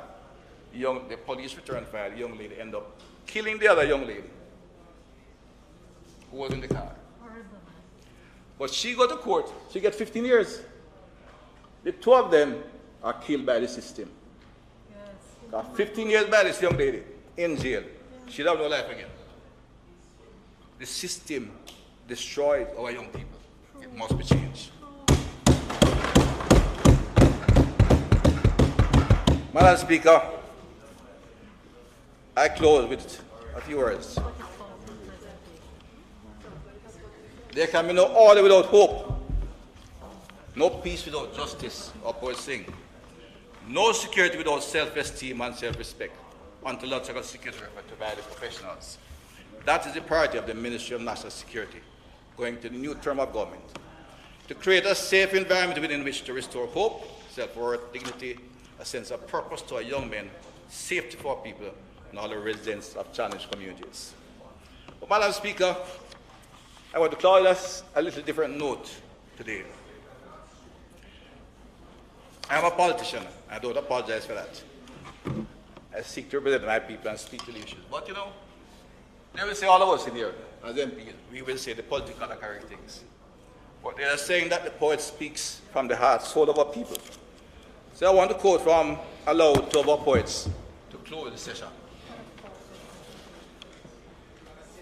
One of them speaks to the wretchedness to which slavery reduced our people. But even that wretchedness, the character of our people was there, only to be uncovered. The other poet, these are two of our most outstanding poets in my opinion.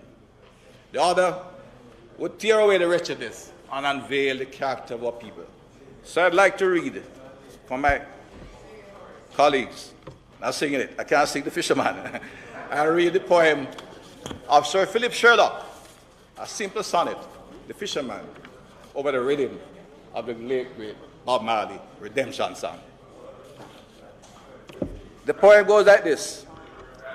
Across the sand I saw a black man stride to fetch his fishing gear and broken things. And silently that splendid body cried, its proud descent from ancient chiefs and kings. Across the sand I saw him stride, sang his black body in the sun's white light, the velvet coolness of dark forest wide, the blackness of the jungle's starless night. He stood beside the old canoe which lay upon the beach, swept up into his arms, not getting the rhythm. No, they're supposed to be playing the song.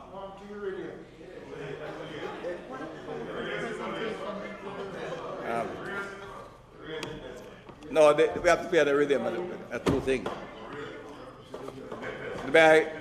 It's a short. It's short. No, it doesn't read the rhythm. I go it again. It's short. I was almost there. Across the sand, I saw a black man stride to fetch his fishing gear and broken things. and silently that splendid body cried its proud descent from ancient chiefs and kings. Across the sand I saw him stride, sang his black body in the sun's white light, the velvet coolness of dark forest wide, the blackness of the jungle's starless night. He stood beside the old canoe which lay upon the beach, swept up within his arms the broken nets and careless lounge away towards his wretched hut beneath the palms, but nor knew how fiercely spoke his body then of ancient wealth and freeborn regal men. I need the Bob Marley's Emancipate Yourself is maybe the appropriate poem I want to have. I'm sorry, Madam Speaker. I'd love to hear the speakers because this was at that rhythm.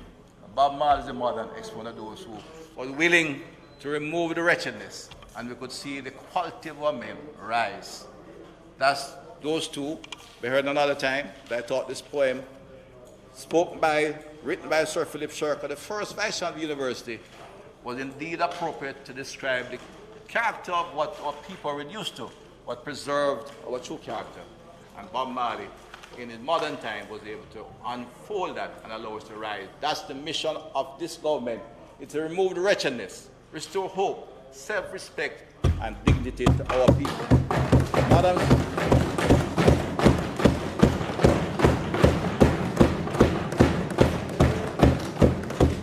only then will peace reign and safety pervade. Madam Speaker, may the Almighty continue to bless our country, land we love. Thank you.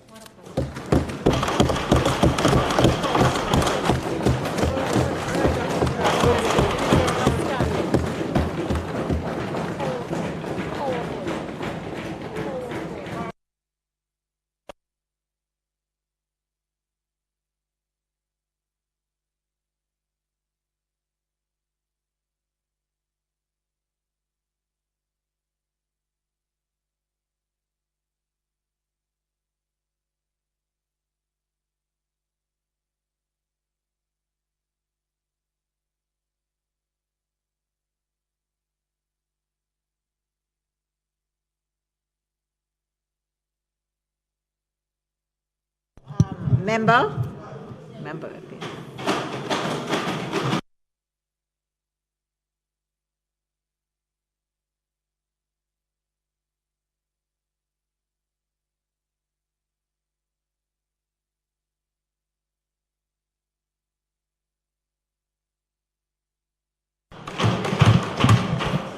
just before you begin, may I use this opportunity to thank Dr. Chang for a comprehensive and well-done report on this issue.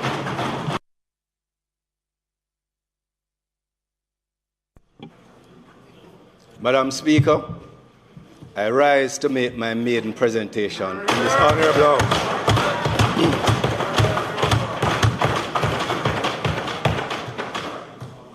But before I start, Madam Speaker, I see the Honorable Prime Minister there, and yesterday was Labor Day, so I hope that we had a good Labor Day and that we labor, not partying, because I know it's the Labour Party, right? But we labor at home as he has asked us to do. And also, Madam Speaker, I feel especially blessed.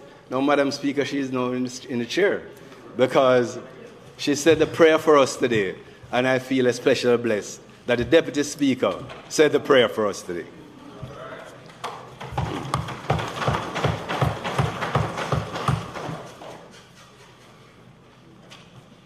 Madam Speaker,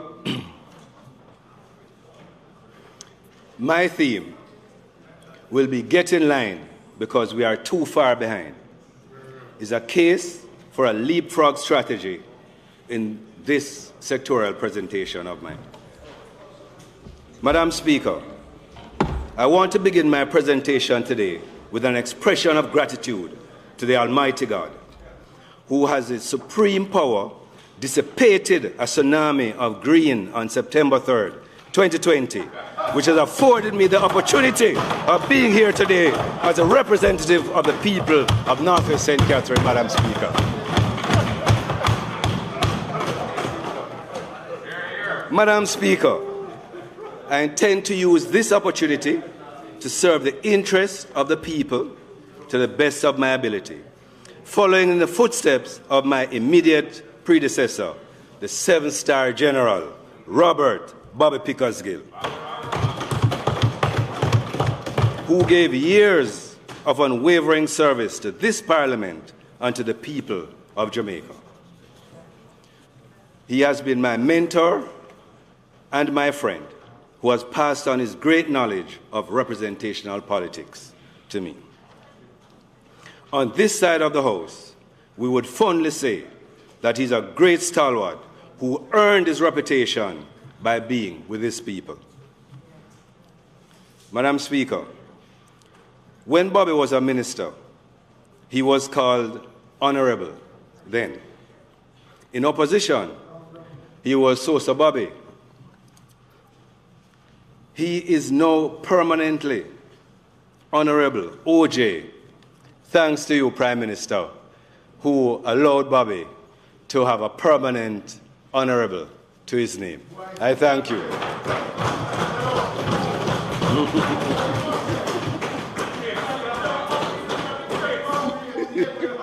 Yes, man, keep quiet. Keep quiet. Madam Speaker, I want to acknowledge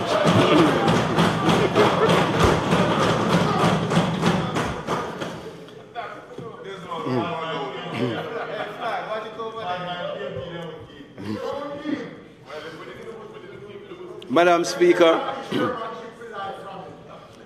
I want to acknowledge and recognize my 89-year-old mother, who is here with us.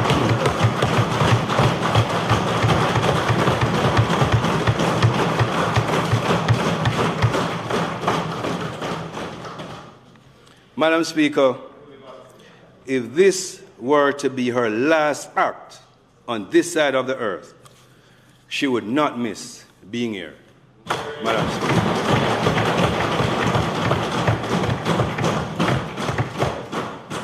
Mama, I thank you for the sacrifices over the years and for equipping me with the necessary tools to succeed in life.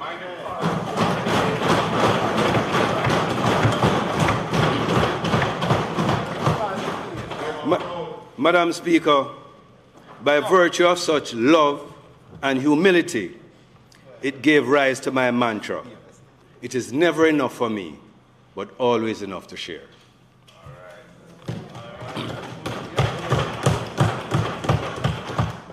My profound thanks to the People's National Party and the leader, Mark Golding. Thank you.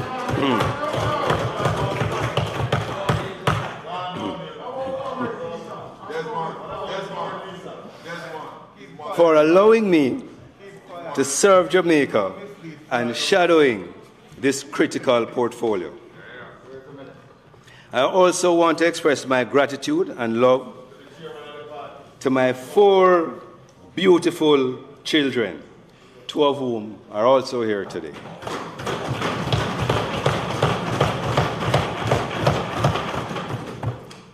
They inspire me each day to dig deeper and to be a better person. Their probing questions about life, politics, and about growing up have guided much of my actions as their dad and friend. Madam Speaker, I want to acknowledge my foundation friends who have stuck with me and have continued to provide their unwavering support. As evidence to that, they're also here today, Madam Speaker, to support me. Madam Speaker, a lot of what is done in Northwest St. Catherine must be accredited to the work of the councillors represented by Councillor Sidney Rose, who is also here today.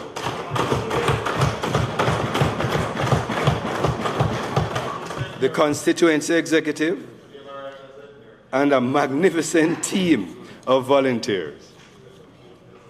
Together, they have supported me throughout this journey and continue to do so effortlessly.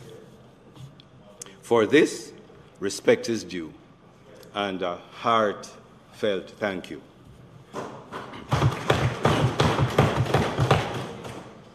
I learned from my mentor, Madam Speaker, that an attitude of gratitude can make our life a beatitude.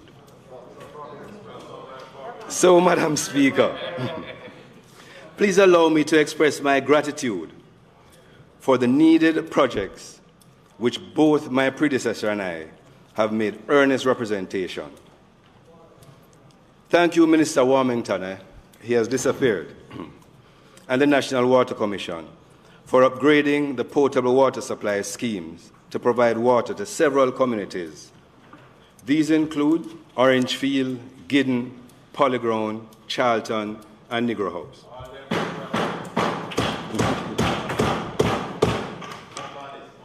This is a phased project in 4 parts, 2 of which have now been completed successfully. I also want to thank my friend who is really ribbing me there, Minister Montague, and the Jamaica Bauxite Institute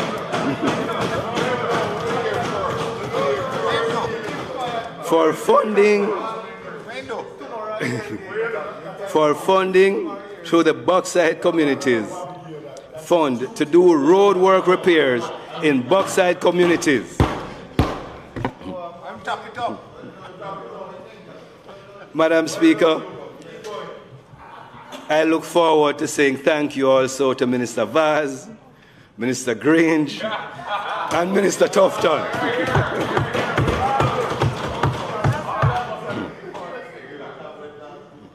Madam Speaker, I want to also say thanks to the members of my campaign and political teams who have continued their hard work with dedication and consistency.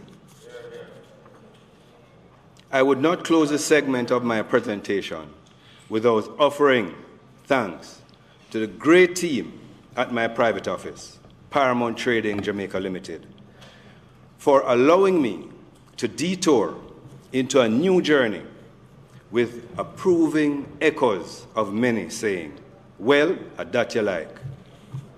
My journey, both personally and politically, demonstrates that though we live in this world as God's beloved children, we are not limited by our circumstances.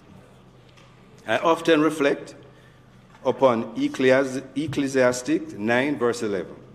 The race is not for the swift, nor the battle to the strong, nor bread to the wise, or wealth to the brilliant, or favor to the learned, but time and chance happen to them all, Madam Speaker. Madam Speaker, I also want to say a special thanks to my detractors and critics because they helped to make me the person I am today, Madam Speaker.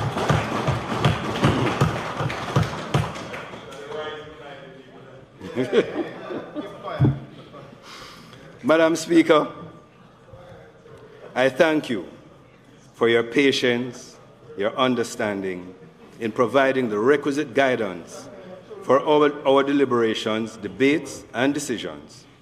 And finally, I want to acknowledge my colleagues on both sides of the aisle for their many courtesies and kindness since I was elected to this House 8 months ago.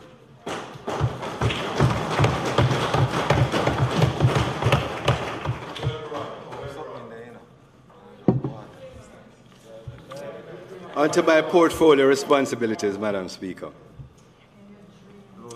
Indeed, Madam Speaker, when all is said and done, Jamaica needs a leapfrog strategy to join with the rest of the world in applying technological solutions to our primary challenges. We are too far behind, Madam Speaker, in many of the areas of my portfolio, in science, commerce, and technology. I will use my presentation today to highlight some of these deficits and why we need a deliberate strategy to get in line, Madam Speaker. Technology is only understood by a few people in this society.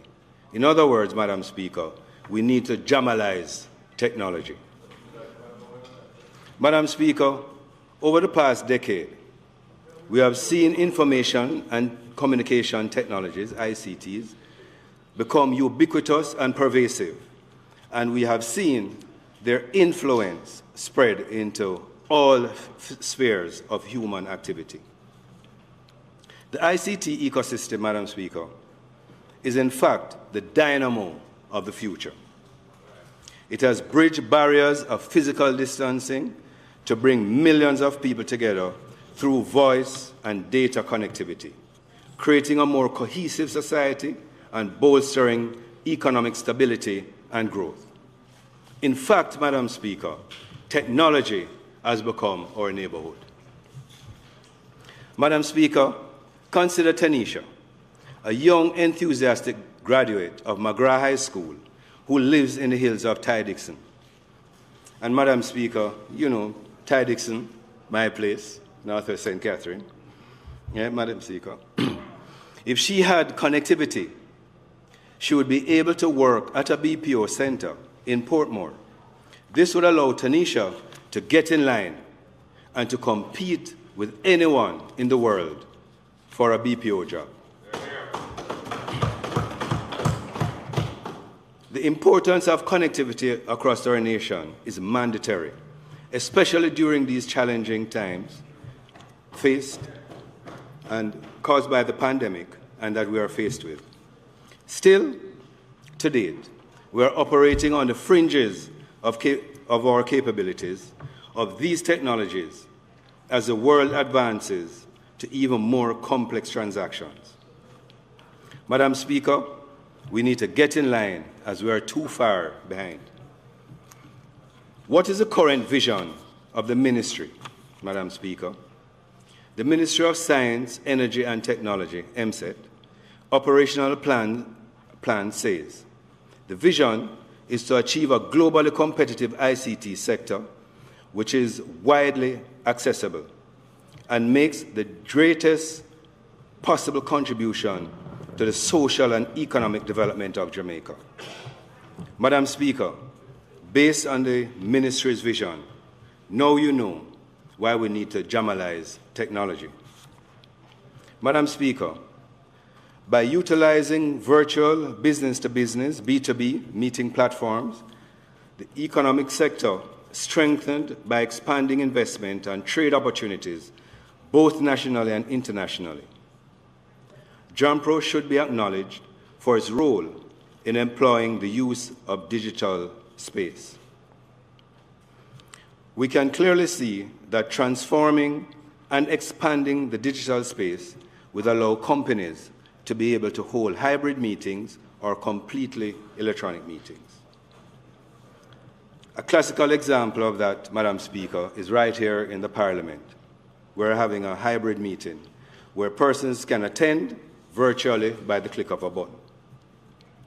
In this regard, we await the amendment to the Companies Act to establish a legal framework. I believe we cannot accelerate progress towards meeting these goals and targets if we do not enhance the full power of ICTs. ICTs will help us to make tremendous steps in improving healthcare, reducing poverty, and creating gender empowerment. Once again, Madam Speaker, ICT means information and communications technology. Let's look at the Universal Service Fund, Madam Speaker. The Universal Service Fund is a significant institution. It assists in meeting these goals.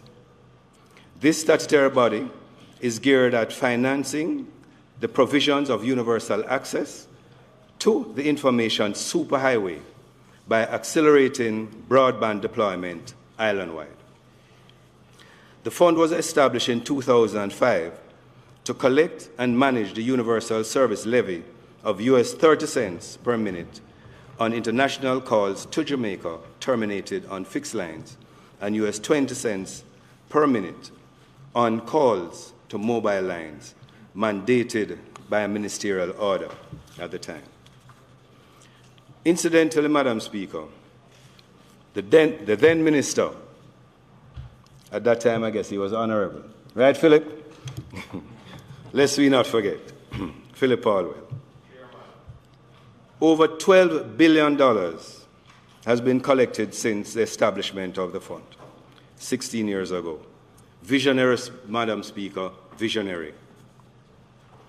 In 2016, the government, in a commitment to ensure that every Jamaican had greater access to technology, regardless of their socio-economic background, established over 200 community access points across the country, more of which has been done since.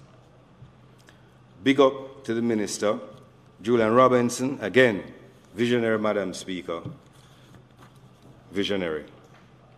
However, Madam Speaker, these access points are limited to the use of fiber and located mainly in high-traffic areas, both urban centers and towns. In light of this, there will be a substantial limitation in regard to bandwidth usage and full accessibility to persons within the communities. It is important that we establish that students be first priority to ensure that they have the connectivity to facilitate a smooth online learning environment. Madam Speaker, it is also evident that this universal joy to the future of the USF is being threatened, resulting in a sharp drop in revenue. This trend has been underway for some time as customers migrate to using the much cheaper over-the-top technology such as WhatsApp, Skype, and MagicJack for international calling. Yes, Madam Speaker, MagicJack. It is still around, providing internet-based telephone service using the same 876 area code, even if you're in Miami. Unless a new source of revenue is quickly identified, inflows to the USF will continue to decline. If there is no change in the policy or new revenue sources identified, the fund could well end up being a charge on the budget, Madam Speaker. The estimates of revenue and expenditure in the year ending March 2022, the fund projects a deficit of $1.45 billion. Need I say more, Madam Speaker? The technological challenge that the USF is facing is a global phenomenon which is not likely to reverse.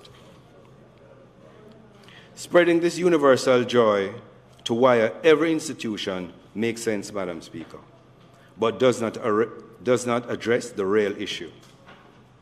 If technology is integrated in the smallest and poorest school, does it mean that the problem is solved?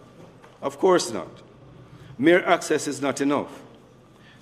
Since we are giving schools computers, you also need to offer constant technical support, upgrades, and training in how to usefully integrate the technology into a meaningful curriculum, Madam Speaker. Madam Speaker, no less will satisfy the Jamaican people. On to the digital divide. The digital divide is a term now increasingly used to explain the social implications of unbalanced access to some sectors of the community to information and communications technology and to the achievement of necessary skills. Madam Speaker, it is critical. Assessment to this digital divide and wealth gaps shows a widening divide between countries and the continuation of this vicious cycle.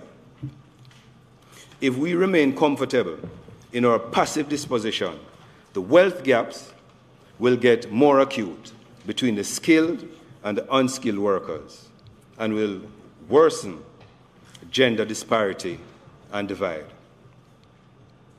The importance of the internet can be appreciated by students living in remote rural communities who now can learn outside regular classroom and at the click of a button access information which previously required extensive library research. Madam Speaker, I don't want to be rude, but as I say, if you want to hide anything from black people, you should put it in a book. And that's why, Madam Speaker, we need to jamalize the technology so it is available to everyone. And what is great, Madam Speaker, the technologies can be accessed by internet users of mobile broadband and fixed wireless broadband. The user group is growing, Madam Speaker. 29% of the population was recorded as internet users in 2010. 52% of the population was recorded as internet users in 2018. We have seen a twofold increase in internet users, with penetration of mobile broadband being higher, 50 out of every 100 persons, than penetration of fixed line broadband, 10 out of every 100 persons. At the national level, Madam Speaker, it is well known that internet penetration and connection quality are not sufficient, especially in remote rural areas. For example, in the community of Ty Dixon, my community, or Banga Ridge, where's Minister Vaz? I don't see, but Banga Ridge is in his place than in rural areas, like Kingston or Portmore. The coverage of 4G network is very limited in the country. Barely 9% of the population is covered by these networks. Let me not even mention of 5G technology in this sectorial presentation. Madam Speaker, the time will come for that. Madam Speaker, it is of paramount importance, note that I said paramount, that we obtain 4G coverage across the island in order for the people of Jamaica to get in line.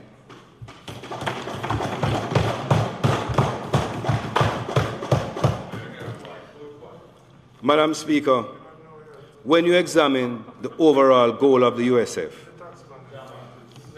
to assist schools in low-income communities and rural areas in obtaining technology services, we have more than an ordinary obligation for greater investment in these areas. One of the things that we have witnessed in the pandemic is a change of our attitudes towards work and the environment. The people of Jamaica can get international and local jobs staying right in their remote rural communities once they are able to have reliable connectivity. Like Tanisha, Madam Speaker, who I mentioned earlier, could work from home, and she would not need to migrate to Portmore or to town for her job. We need to allow Tanisha to get in line and to get along. Madam Speaker, I'd like to make some recommendations important to the development of ICTs in Jamaica. 1. Major mobile companies hold the vast majority of the wireless spectrum. The government should ensure that these assets are immediately deployed to support the Jamaican people. In addition, there are 34 community cable TV operators within rural communities across Jamaica. Over the years, many of them have used creative means to access internet service from major towns near their operation. These operators, because of their numbers and where they are located, provide the best opportunity for expanding internet service to rural communities.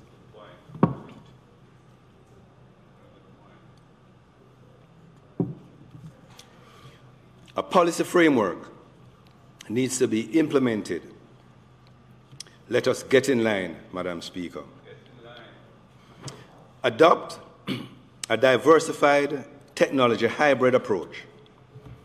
The country wants fiber optic networks. But the reality is that building out fiber infrastructure to every location is prohibitive in cost and in time.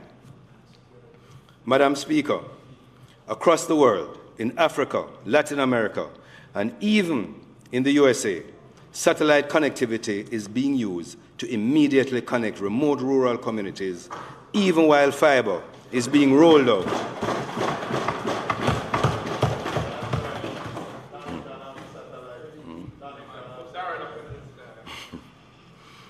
For example, Madam Speaker, I understand the commercial activities behind laying fiber to, for example, Yorkton in my own constituency.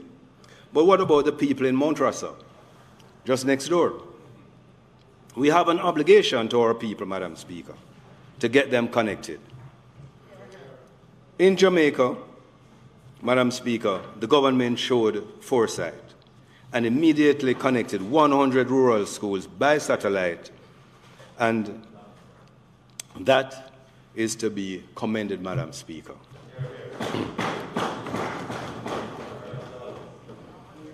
Madam Speaker, satellite cannot and does not replace fiber. It augments, complements, and supports it, and will give us the diversity we need as a nation. But I could be wrong. I don't see where fiber reaching Ty Dixon for now or the foreseeable future. Transforming digital industries. The COVID-19 pandemic has given us the unanticipated nudge to move faster down the digital road. The digital world has new ways of integrated connectivity across all borders of society, genres of commerce, and has given us the ability to eliminate the existence of digital divide in society and ultimately catapulting economic growth in our society. One of the most reported adverse impact of the pandemic was a 34% reduction in sales and a 22% temporary closure of both small and medium-sized enterprises. We have to applaud the Jamaica Business Development Corporation, the JBDC, for acting expeditiously by promoting a number of strategies in an attempt to support the business sector. These include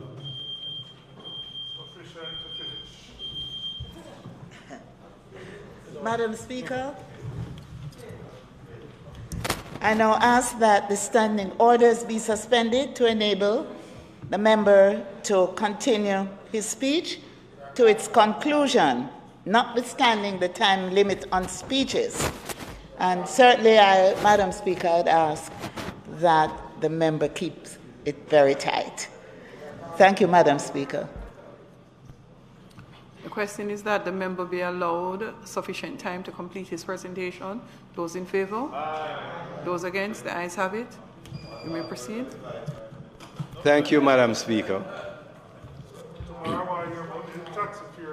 These include a majority of digital and online platforms to accelerate the use of online services, thus greatly impacting both e-commerce and business development services. I highlight the Do Business Jamaica virtual conference, a flagship event that will inevitably foster investment and promote business in Jamaica. Digital transformation is critical to this business landscape, as is the delivery of technological services to all across sections of the society. It is crucial that these resources be embarked by financial institutions such as Exim Bank, at low interest rates to target the ICT sector for the advancement of digital platform across Jamaica. Madam Speaker, it is with great anticipation that I await the implementation of the National 5-Year Global Digital Service Strategy promised by Minister Shaw in his contribution to this debate. I hope that Cabinet will soon consider it for it to be tabled in this Honourable House, Madam Speaker. This will facilitate promotion of this sector, enabling training of students in new digital skills of higher value skills, thus paving the way for introduction to new businesses in Jamaica landscape. You know, Madam Speaker, some people ask me, is the internet really important when we still have much to achieve in areas such as healthcare, education, housing, and food? And I say the answer is yes. Yes, it is. Madam Speaker, the question is like asking if we can eat education. The internet will allow us to deliver more effective healthcare, better education, environmental sustainability, smarter and more economical energy supplies, and a whole range of new applications and services which are already proving to be revolutionary. Madam Speaker, indeed, it is time to get in line as we are too far behind. Madam Speaker, I move on to telecom providers. The telecoms network infrastructure is a backbone for the introduction of new technologies that will create new avenues for market growth. But, Madam Speaker, prior to the pandemic, there was poor quality of service provided by these operators.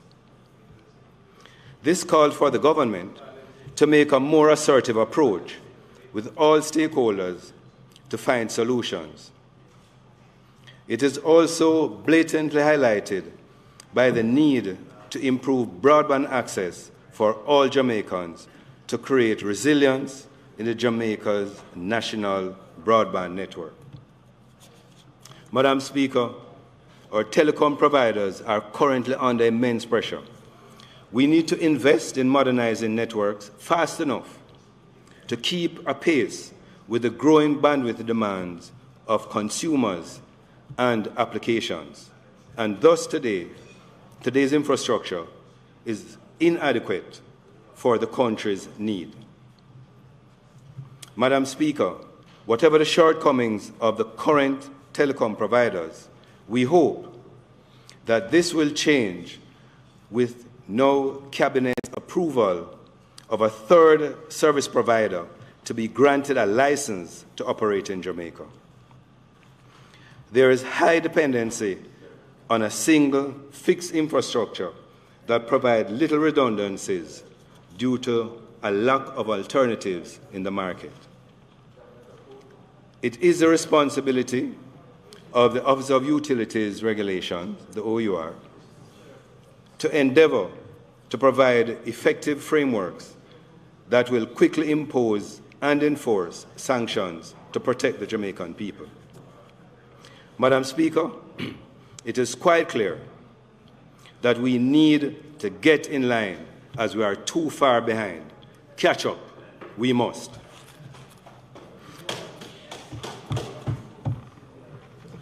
Madam Speaker, I now move to digital currency. The government of Jamaica has disclosed that in light of the COVID-19, a swift transition to a digital society will be crucial for the economy to recover. Central bank digital currency, or CBDC, has emerged as a promising choice for central banks to compete with the digital money. It can provide the support for faster institutional and retail payments with reduced transaction costs. The CBDC also focuses particularly on fostering economic growth alongside digital innovation. As a result, it can lead to improved economic activity alongside encouraging the spillover effects in other technology sector.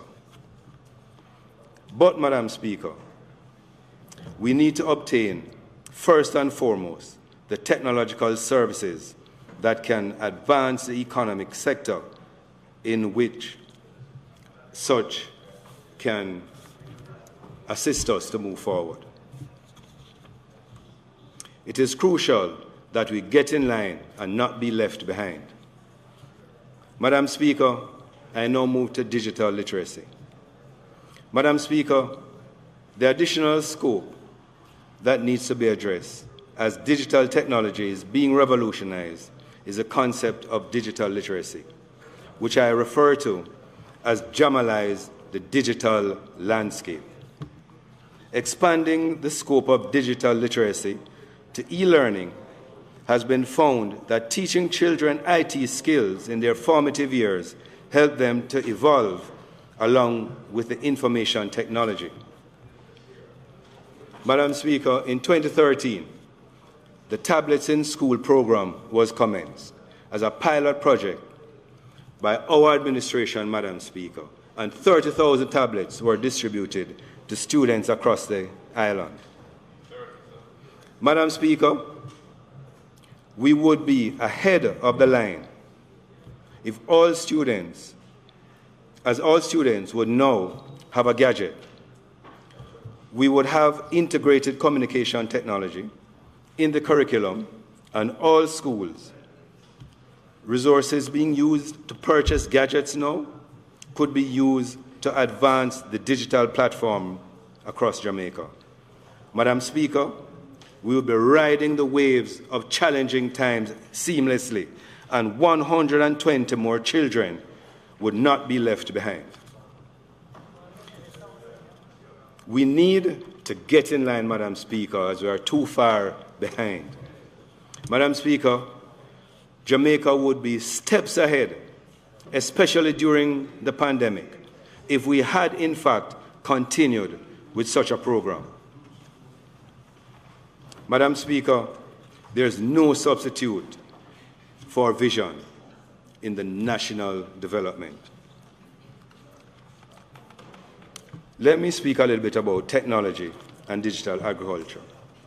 The world's first entirely machine-operated crop was harvested in 2017, a milestone in digital agriculture, sometimes known as smart farming or e-agriculture. Madam Speaker, I want to indulge a little by highlighting the fact that farming is a main staple within rural communities within my constituency, Madam Speaker. Let me take the opportunity to recognize Farmer Black within the Natty Farmyard community. He has placed farming on a new trajectory, leading to the expansion of produce to local markets and enhancing revenues by promoting the development of small businesses within this small rural community. If we implemented satellite digital technology, which can improve accuracy, reduce manual labor, and improve monitoring of crop and growth, he would achieve so much more. This technology could revolutionize the agricultural sector, allowing Jamaica to be in competitive markets internationally and enable automation of administrative processes for agriculture and development of expanded government agricultural services. These technological advances can support the global goal of achieving more resilient, productive, and sustainable agriculture for food systems which will better meet the consumer needs. Madam Speaker, I now look at digital media and society. Innovations in technology, particularly in digital media, increasingly are changing the way people use media, entertainment, and information. In other words, the MEI services. The ICT sector has been charged with balancing the regulation with the growth and development agenda for creative economies. Creative economies are a set of activities that are both cultural and based on substantial artistic and creative content, which is part and parcel of the most dynamic industries in the world.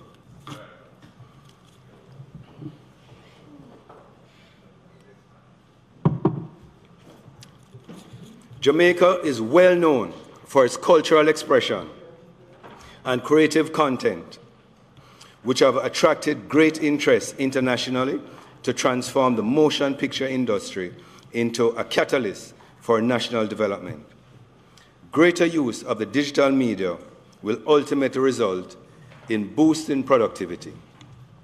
Madam Speaker, it is imperative that we need to get in line to achieve this goal. Madam Speaker, I move to the regulatory framework. Madam Speaker, I want to speak about the vital importance of regulation of the ICT. More than 50% of the world's population is now online, and 1 million more people join the internet every day. 2/3 of humanity own a mobile device. Madam Speaker, good regulation delivers predictability, sustainability, and it reduces the risk within the ICT sector and innovative business models.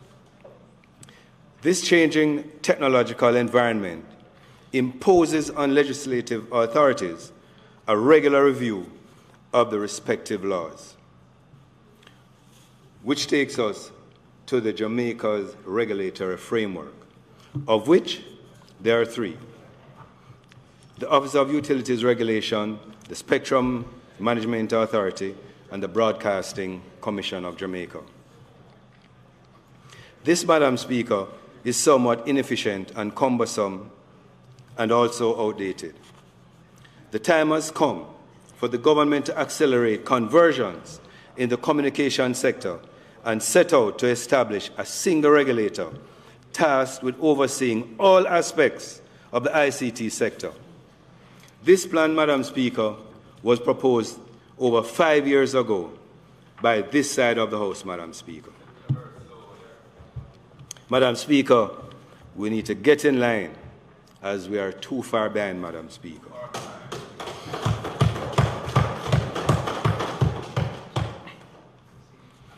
Commerce and digitization.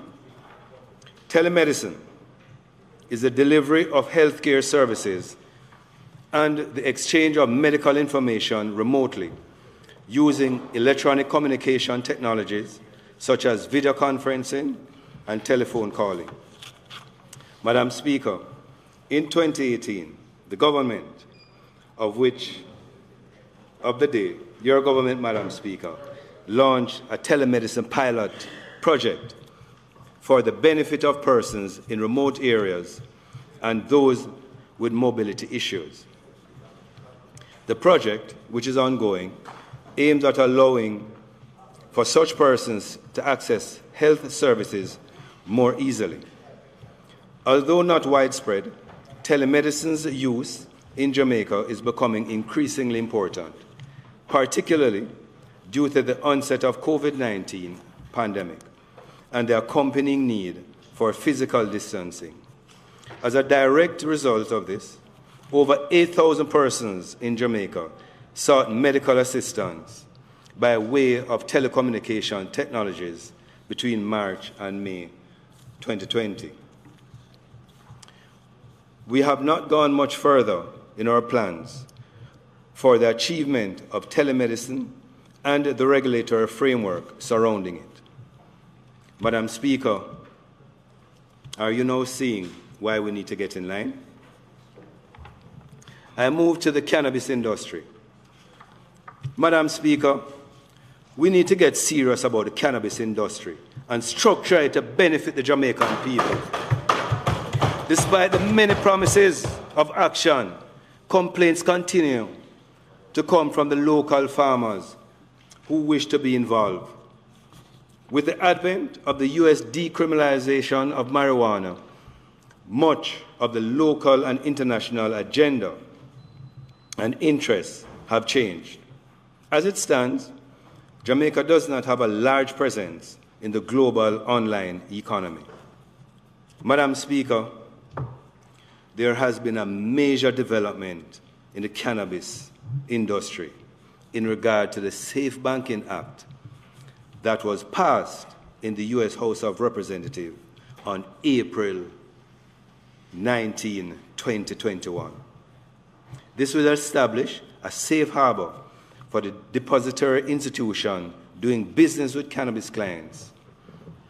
The time is now to act, Madam Speaker, as there is a great opportunity for development of e-commerce platforms.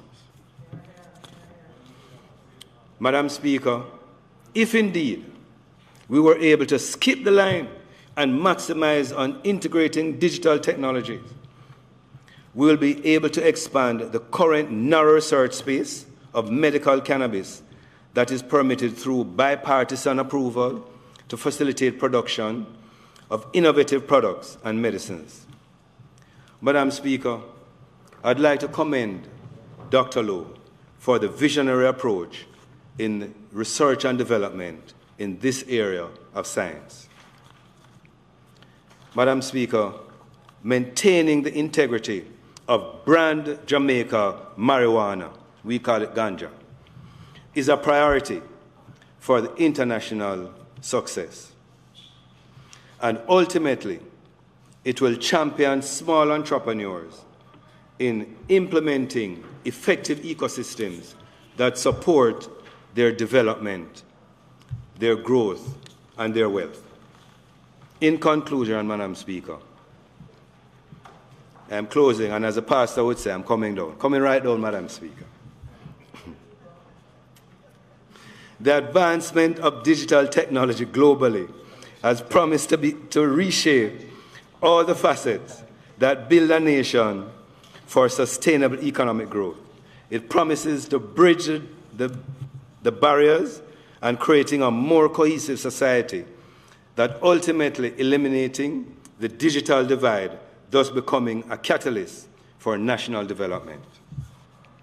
The MSET Vision 2030 aims at building a globally competitive ICT sector which is made widely accessible and will create the greatest possible contribution to the social and economic development of Jamaica. And there, Madam Speaker, is another reason why we have to skip the line. But, Madam Speaker, as Bob Marley said, it takes a revolution to make a solution. We need to promulgate a strategy that will provide a roadmap to fast-track the achievement of such a vision. Madam Speaker, we need to get in line as we are too far behind.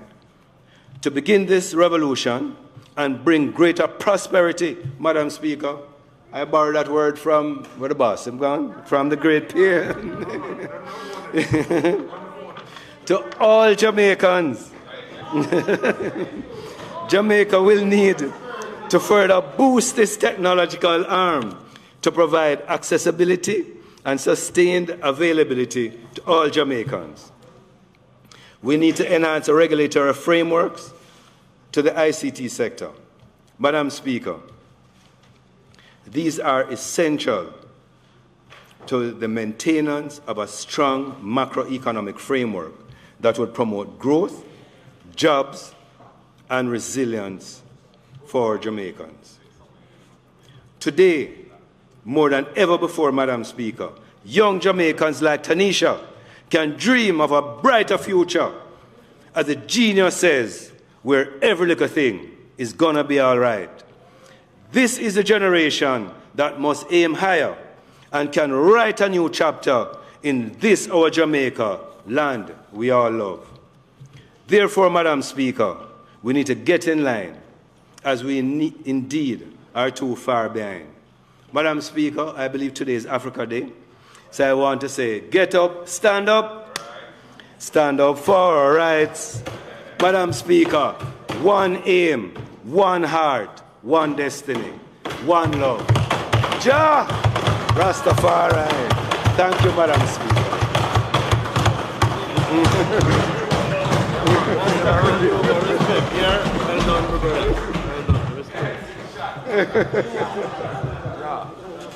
Madam Speaker, excellent presentation by the Minister of National Security. Madam Speaker, excellent presentation by the Minister of National Security, who we have now discovered is a poet. And a very good presentation from a Member of Parliament, Hugh, who has now made his maiden speech. At this point, I now ask that the debate be suspended. The question is that the sectoral debate be suspended. Those in favor? Those against? The ayes have it.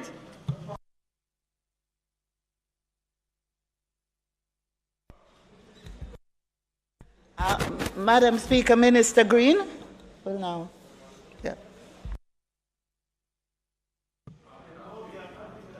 Yeah. Madam Speaker, as you know, we had started the debate on the Agro-Investment Corporation Amendment Act last week, and it was suspended for other members who may want to participate. So we now ask that the debate be continued.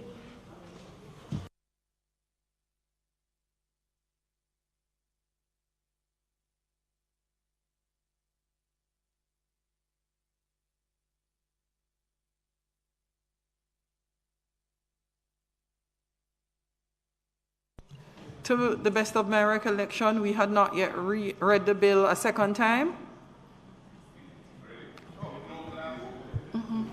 Yeah, it was read, Madam Speaker, a second time and opened. I opened last week, Wednesday.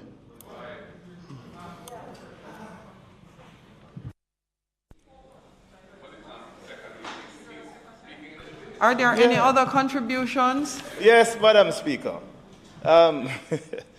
Madam Speaker, this bill that is being proposed is really a ratification of a previously existing relationship between the Agricultural Manufacturing Corporation and the Agro-Investment Corporation. And I believe this relationship has existed from as far back as 2009. Correct, Minister?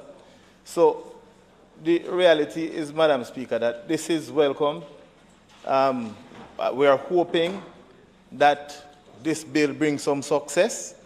We realize that the Agro-Investment Corporation is now being tasked with new responsibilities to market, etc. And this is in keeping with where we want to see the agricultural sector heading. So, Minister, it's a move in the right direction, and we're hoping that at some later stage, perhaps next year, we can review to see how best we can look at the functions of the corporation to ensure that it is in keeping with what is being proposed. With that being said, Madam Speaker, that is my contribution in respect of this bill. Thank you, Member. And I give full support to the bill. Thank you, Member. Are there any other contributions? If not, Minister Green. Thank you, Madam Speaker, and I thank the member, opposition spokesperson on agriculture, for supporting the bill. And as was rightly said, Madam Speaker, part of what we're doing is really to put into law the arrangement that has been made from 2009 that consolidated the functions of Agricultural Marketing Corporation into the Agro-Invest Corporation. So, Madam Speaker, I will not detain the House any longer, and as such, I conclude the debate and can move to the second reading of the question is that the bill be read a second time. Those in favor? Those against? The ayes have it. Ms. Curtis. bill entitled An Act to Amend the Agro-Investment Corporation Act to entrust the functions of the Agricultural Marketing Corporation to the Agro-Investment Corporation, to repeal the Agricultural Marketing Corporation Act, and to provide for connected matters, read a second time. The House will now resolve itself into a committee of the whole House to consider the bill, clause by clause.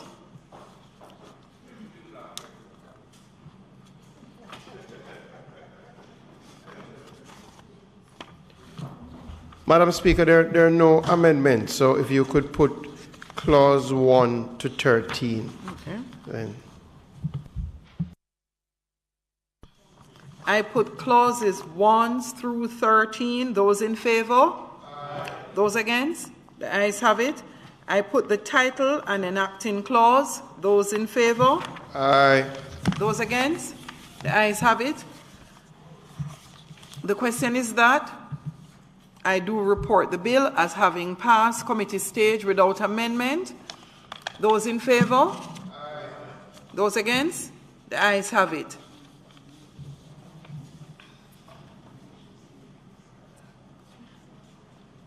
So, I do report the bill as having passed committee stage without amendments.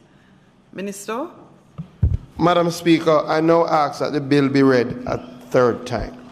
The question is that a bill entitled An Act to Amend the Agro-Investment Corporation Act to entrust the functions of the Agricultural Marketing Corporation to the Agro-Investment Corporation and to repeal the Agricultural Marketing Corporation Act and to provide for connected matters be now read a third time. Those in favor? Aye. Those against? The ayes have it. A bill entitled An Act to Amend the Agro-Investment Corporation Act to entrust the functions of the Agricultural Marketing Corporation to the Agro-Investment Corporation, to repeal the Agricultural Marketing Corporation Act, and to provide for connected matters, read a third time and passed.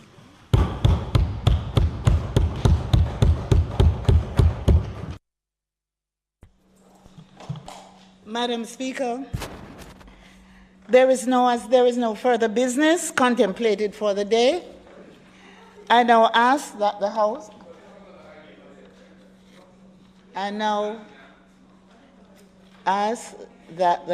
be adjourned. No other item approved on the agenda as at this time. There is none.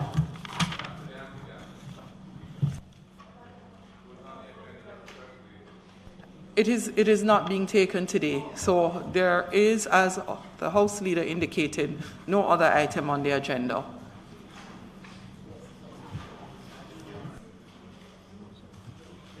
Thank you, Madam Speaker. As there is no further business contemplated for today, I now ask that the House be adjourned to Wednesday, May 26, that's tomorrow at 2 p.m. The speakers in the sectoral debate tomorrow are Honorable Robert Montague, Member of Parliament, Western St. Mary Minister of Transport and Mining, and Mr. Maurice Guy, Member of Parliament for Central St. Mary and Opposition Spokesperson on Health. So St. Mary will be featured tomorrow, Madam Speaker. Thank you, House Leader. The House now stands adjourned until tomorrow, May 26th. Madam Speaker, on the motion of adjournment, I would like to make a short statement. Go ahead. Minister Williams would like to make a short statement on the motion of adjournment. Yes. Those in favor?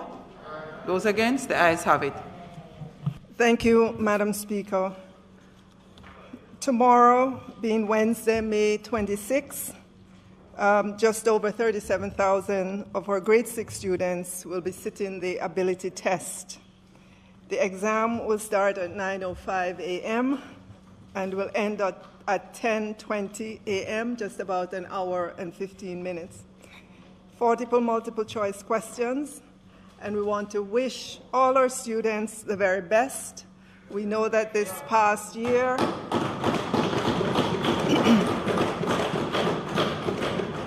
We know that this past year has been very challenging. It's been quite different than they are used to, given that they've had to be in the remote/virtual environment for well over a year now.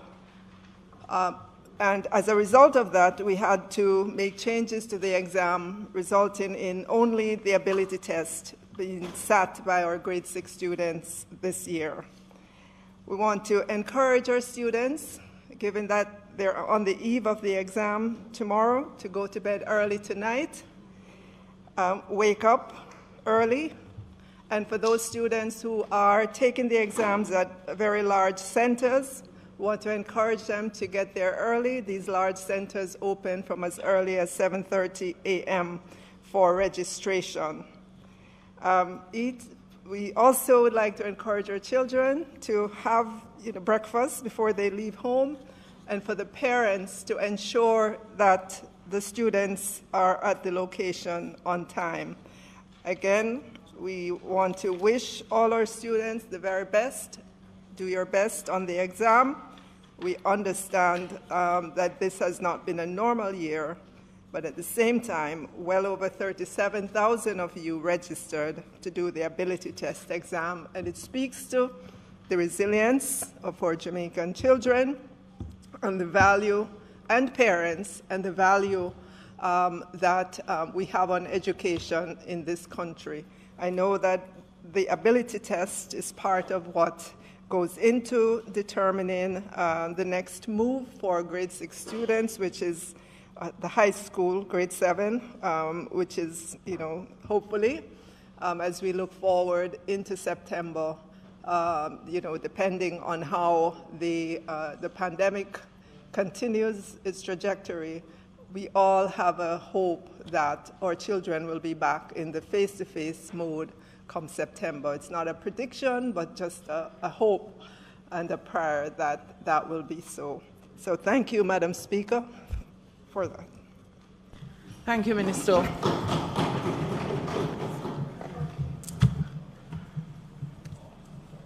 Go ahead, Member Bromberg.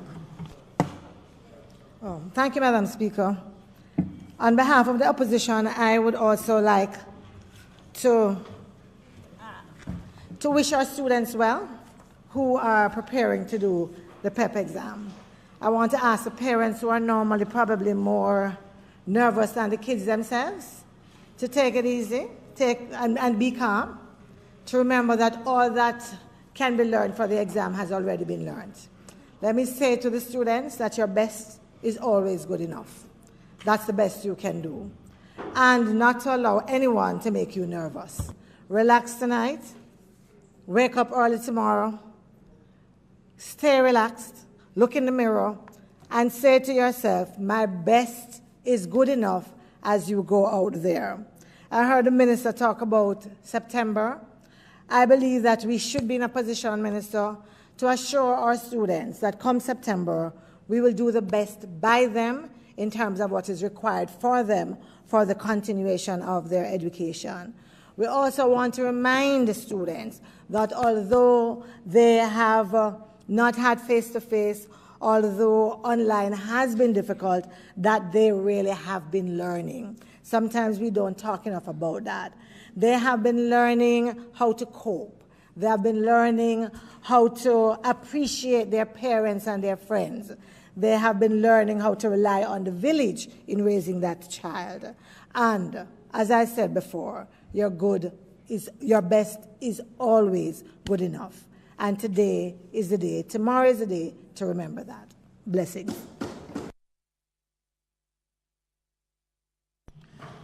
Thank you, Member. We have no other business for the day, and as such, the House now stands adjourned. Thank you, ladies and gentlemen. See you all tomorrow.